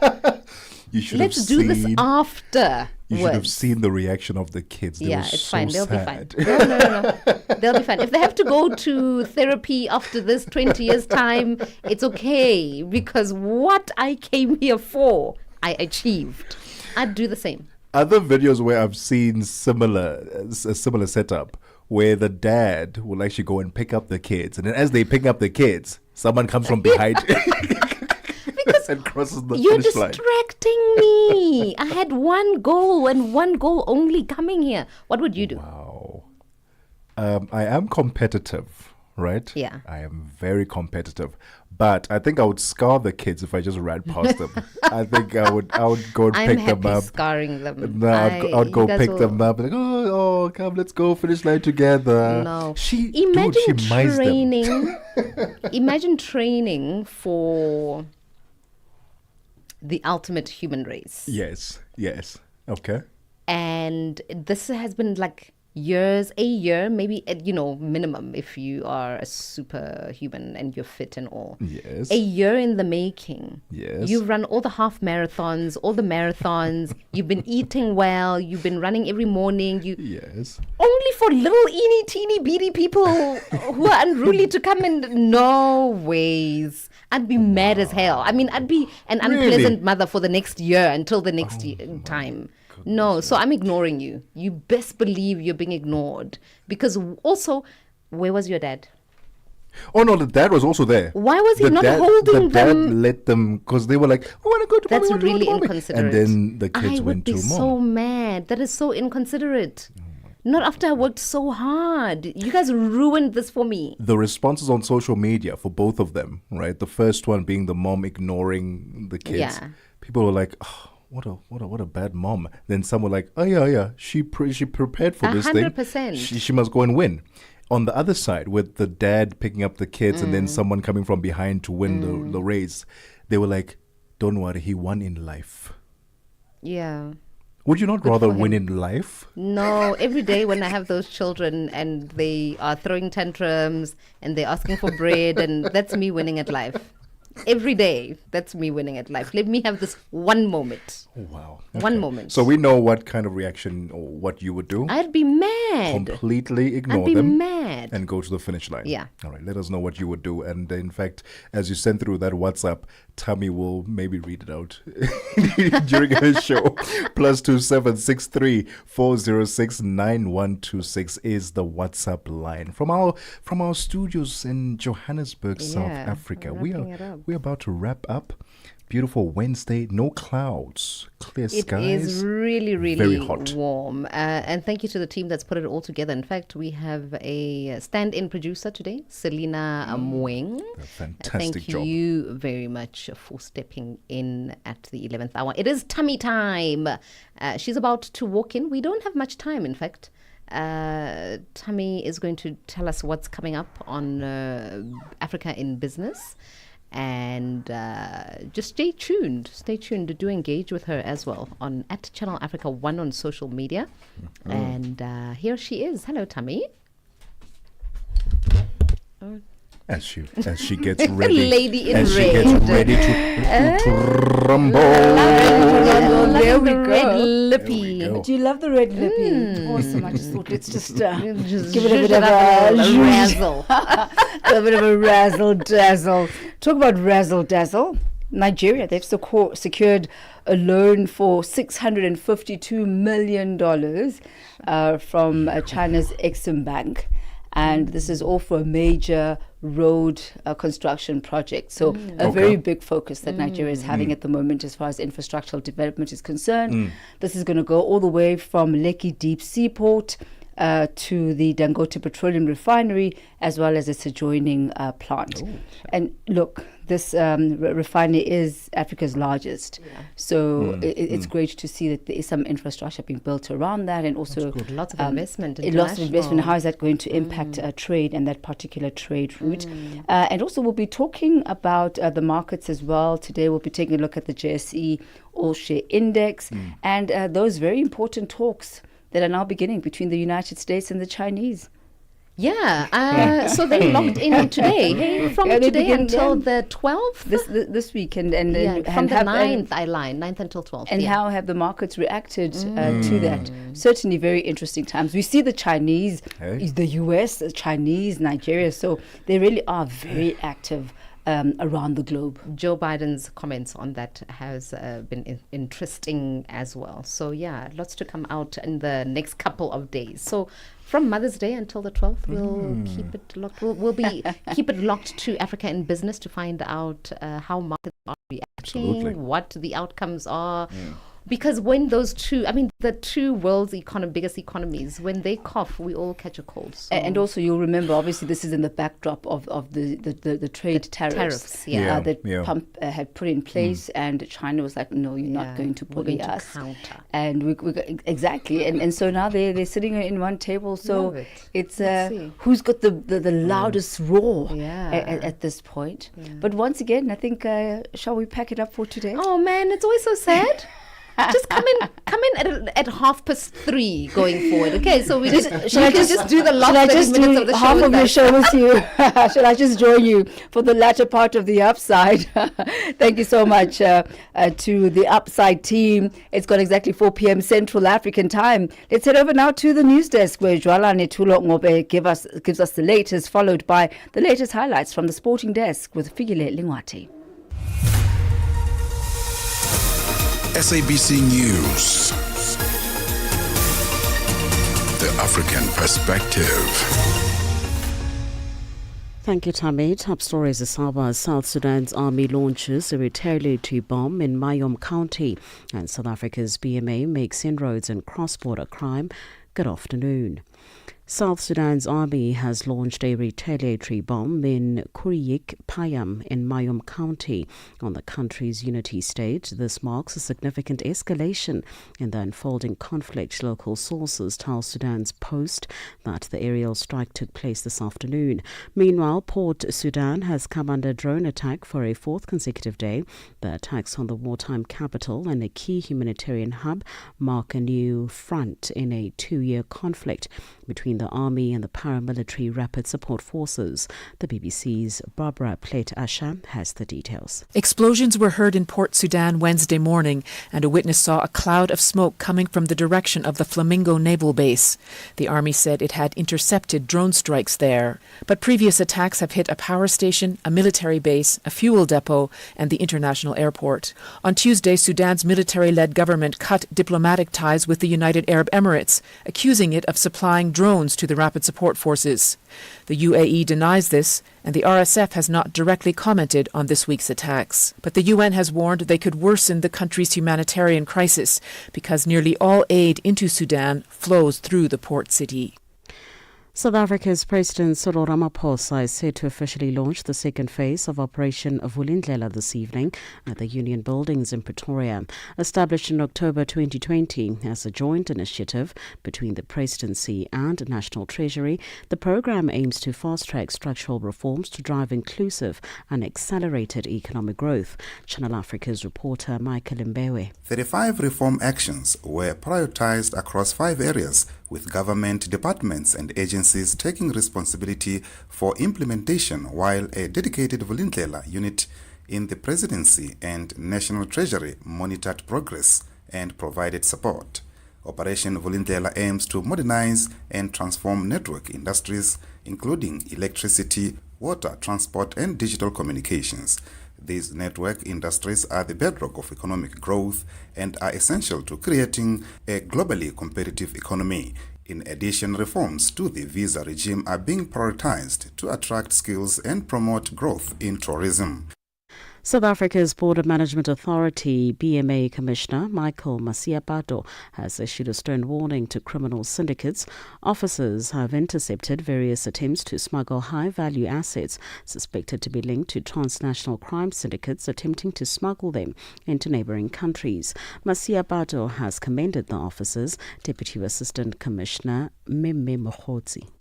The Border Management Authority has sent a stern warning to criminal syndicates and reported that on the 5th of May, BMA border guards at Kosi Bay intercepted and recovered 3 high-value assets suspected to be linked to transnational crime syndicates attempting to smuggle them into neighboring countries. While conducting such operations at the customs inspection on that Monday morning, the BMA border guards uncovered a black Senk motorbike frame concealed inside a trailer. The frame matched details from a pending police case of a stolen motorbike in Mayville. The Catholic Church in Kenya has responded to concerns that the country's only cardinal will not be participating in the election of the next pope because he has not been asked to attend. Following Pope Francis' death last month, senior Catholic leaders known as cardinals who are younger than 80 are eligible to elect his successor. They are due to begin their meeting is currently underway in the Vatican today, but Kenyan Cardinal John Nju was quoted in a Kenyan newspaper saying that he had not been invited and he did not know why. Catholic officials in Kenya later said that he had been invited but was not able to go because of ill health. And finally, visa applications from nationalities thought most likely to overstay and claim asylum in the UK could be restricted under a new government crackdown. According to Home Office plans, people from countries such as Pakistan, Nigeria and Sri Lanka may find it more difficult to come to the UK to work and study. Ministers believe there is a particular problem with those who come to the UK legally on work or study visas and then lodge a claim for asylum, which, if granted, would allow them to stay in the country permanently. A Home Office spokesperson said the upcoming immigration white paper will set out a comprehensive plan to restore order to the UK's broken immigration system. Latest Home Office figures show that more than 108,000 people claimed asylum in the UK last year, the highest level since records began in 1979. Recapping the top story this hour, South Sudan's army has launched a retaliatory bomb in Kuyik Payam in Mayom County on the country's unity state. This marks a significant escalation in the unfolding conflict. For any news stories you would like to share with us, please do send an email to newsroom@channelafrica.co.za or call us on +27 11 714 4459. For Channel Africa News, I'm Jorani Tulo Webe. SABC News. The African Perspective. And in our sports headlines, I'm Fikile Lingwati. Business people in Africa are looking at ways to convince their government to give them tax incentives for their investment in football. I'll be back with more from the football analyst at the bottom of the hour.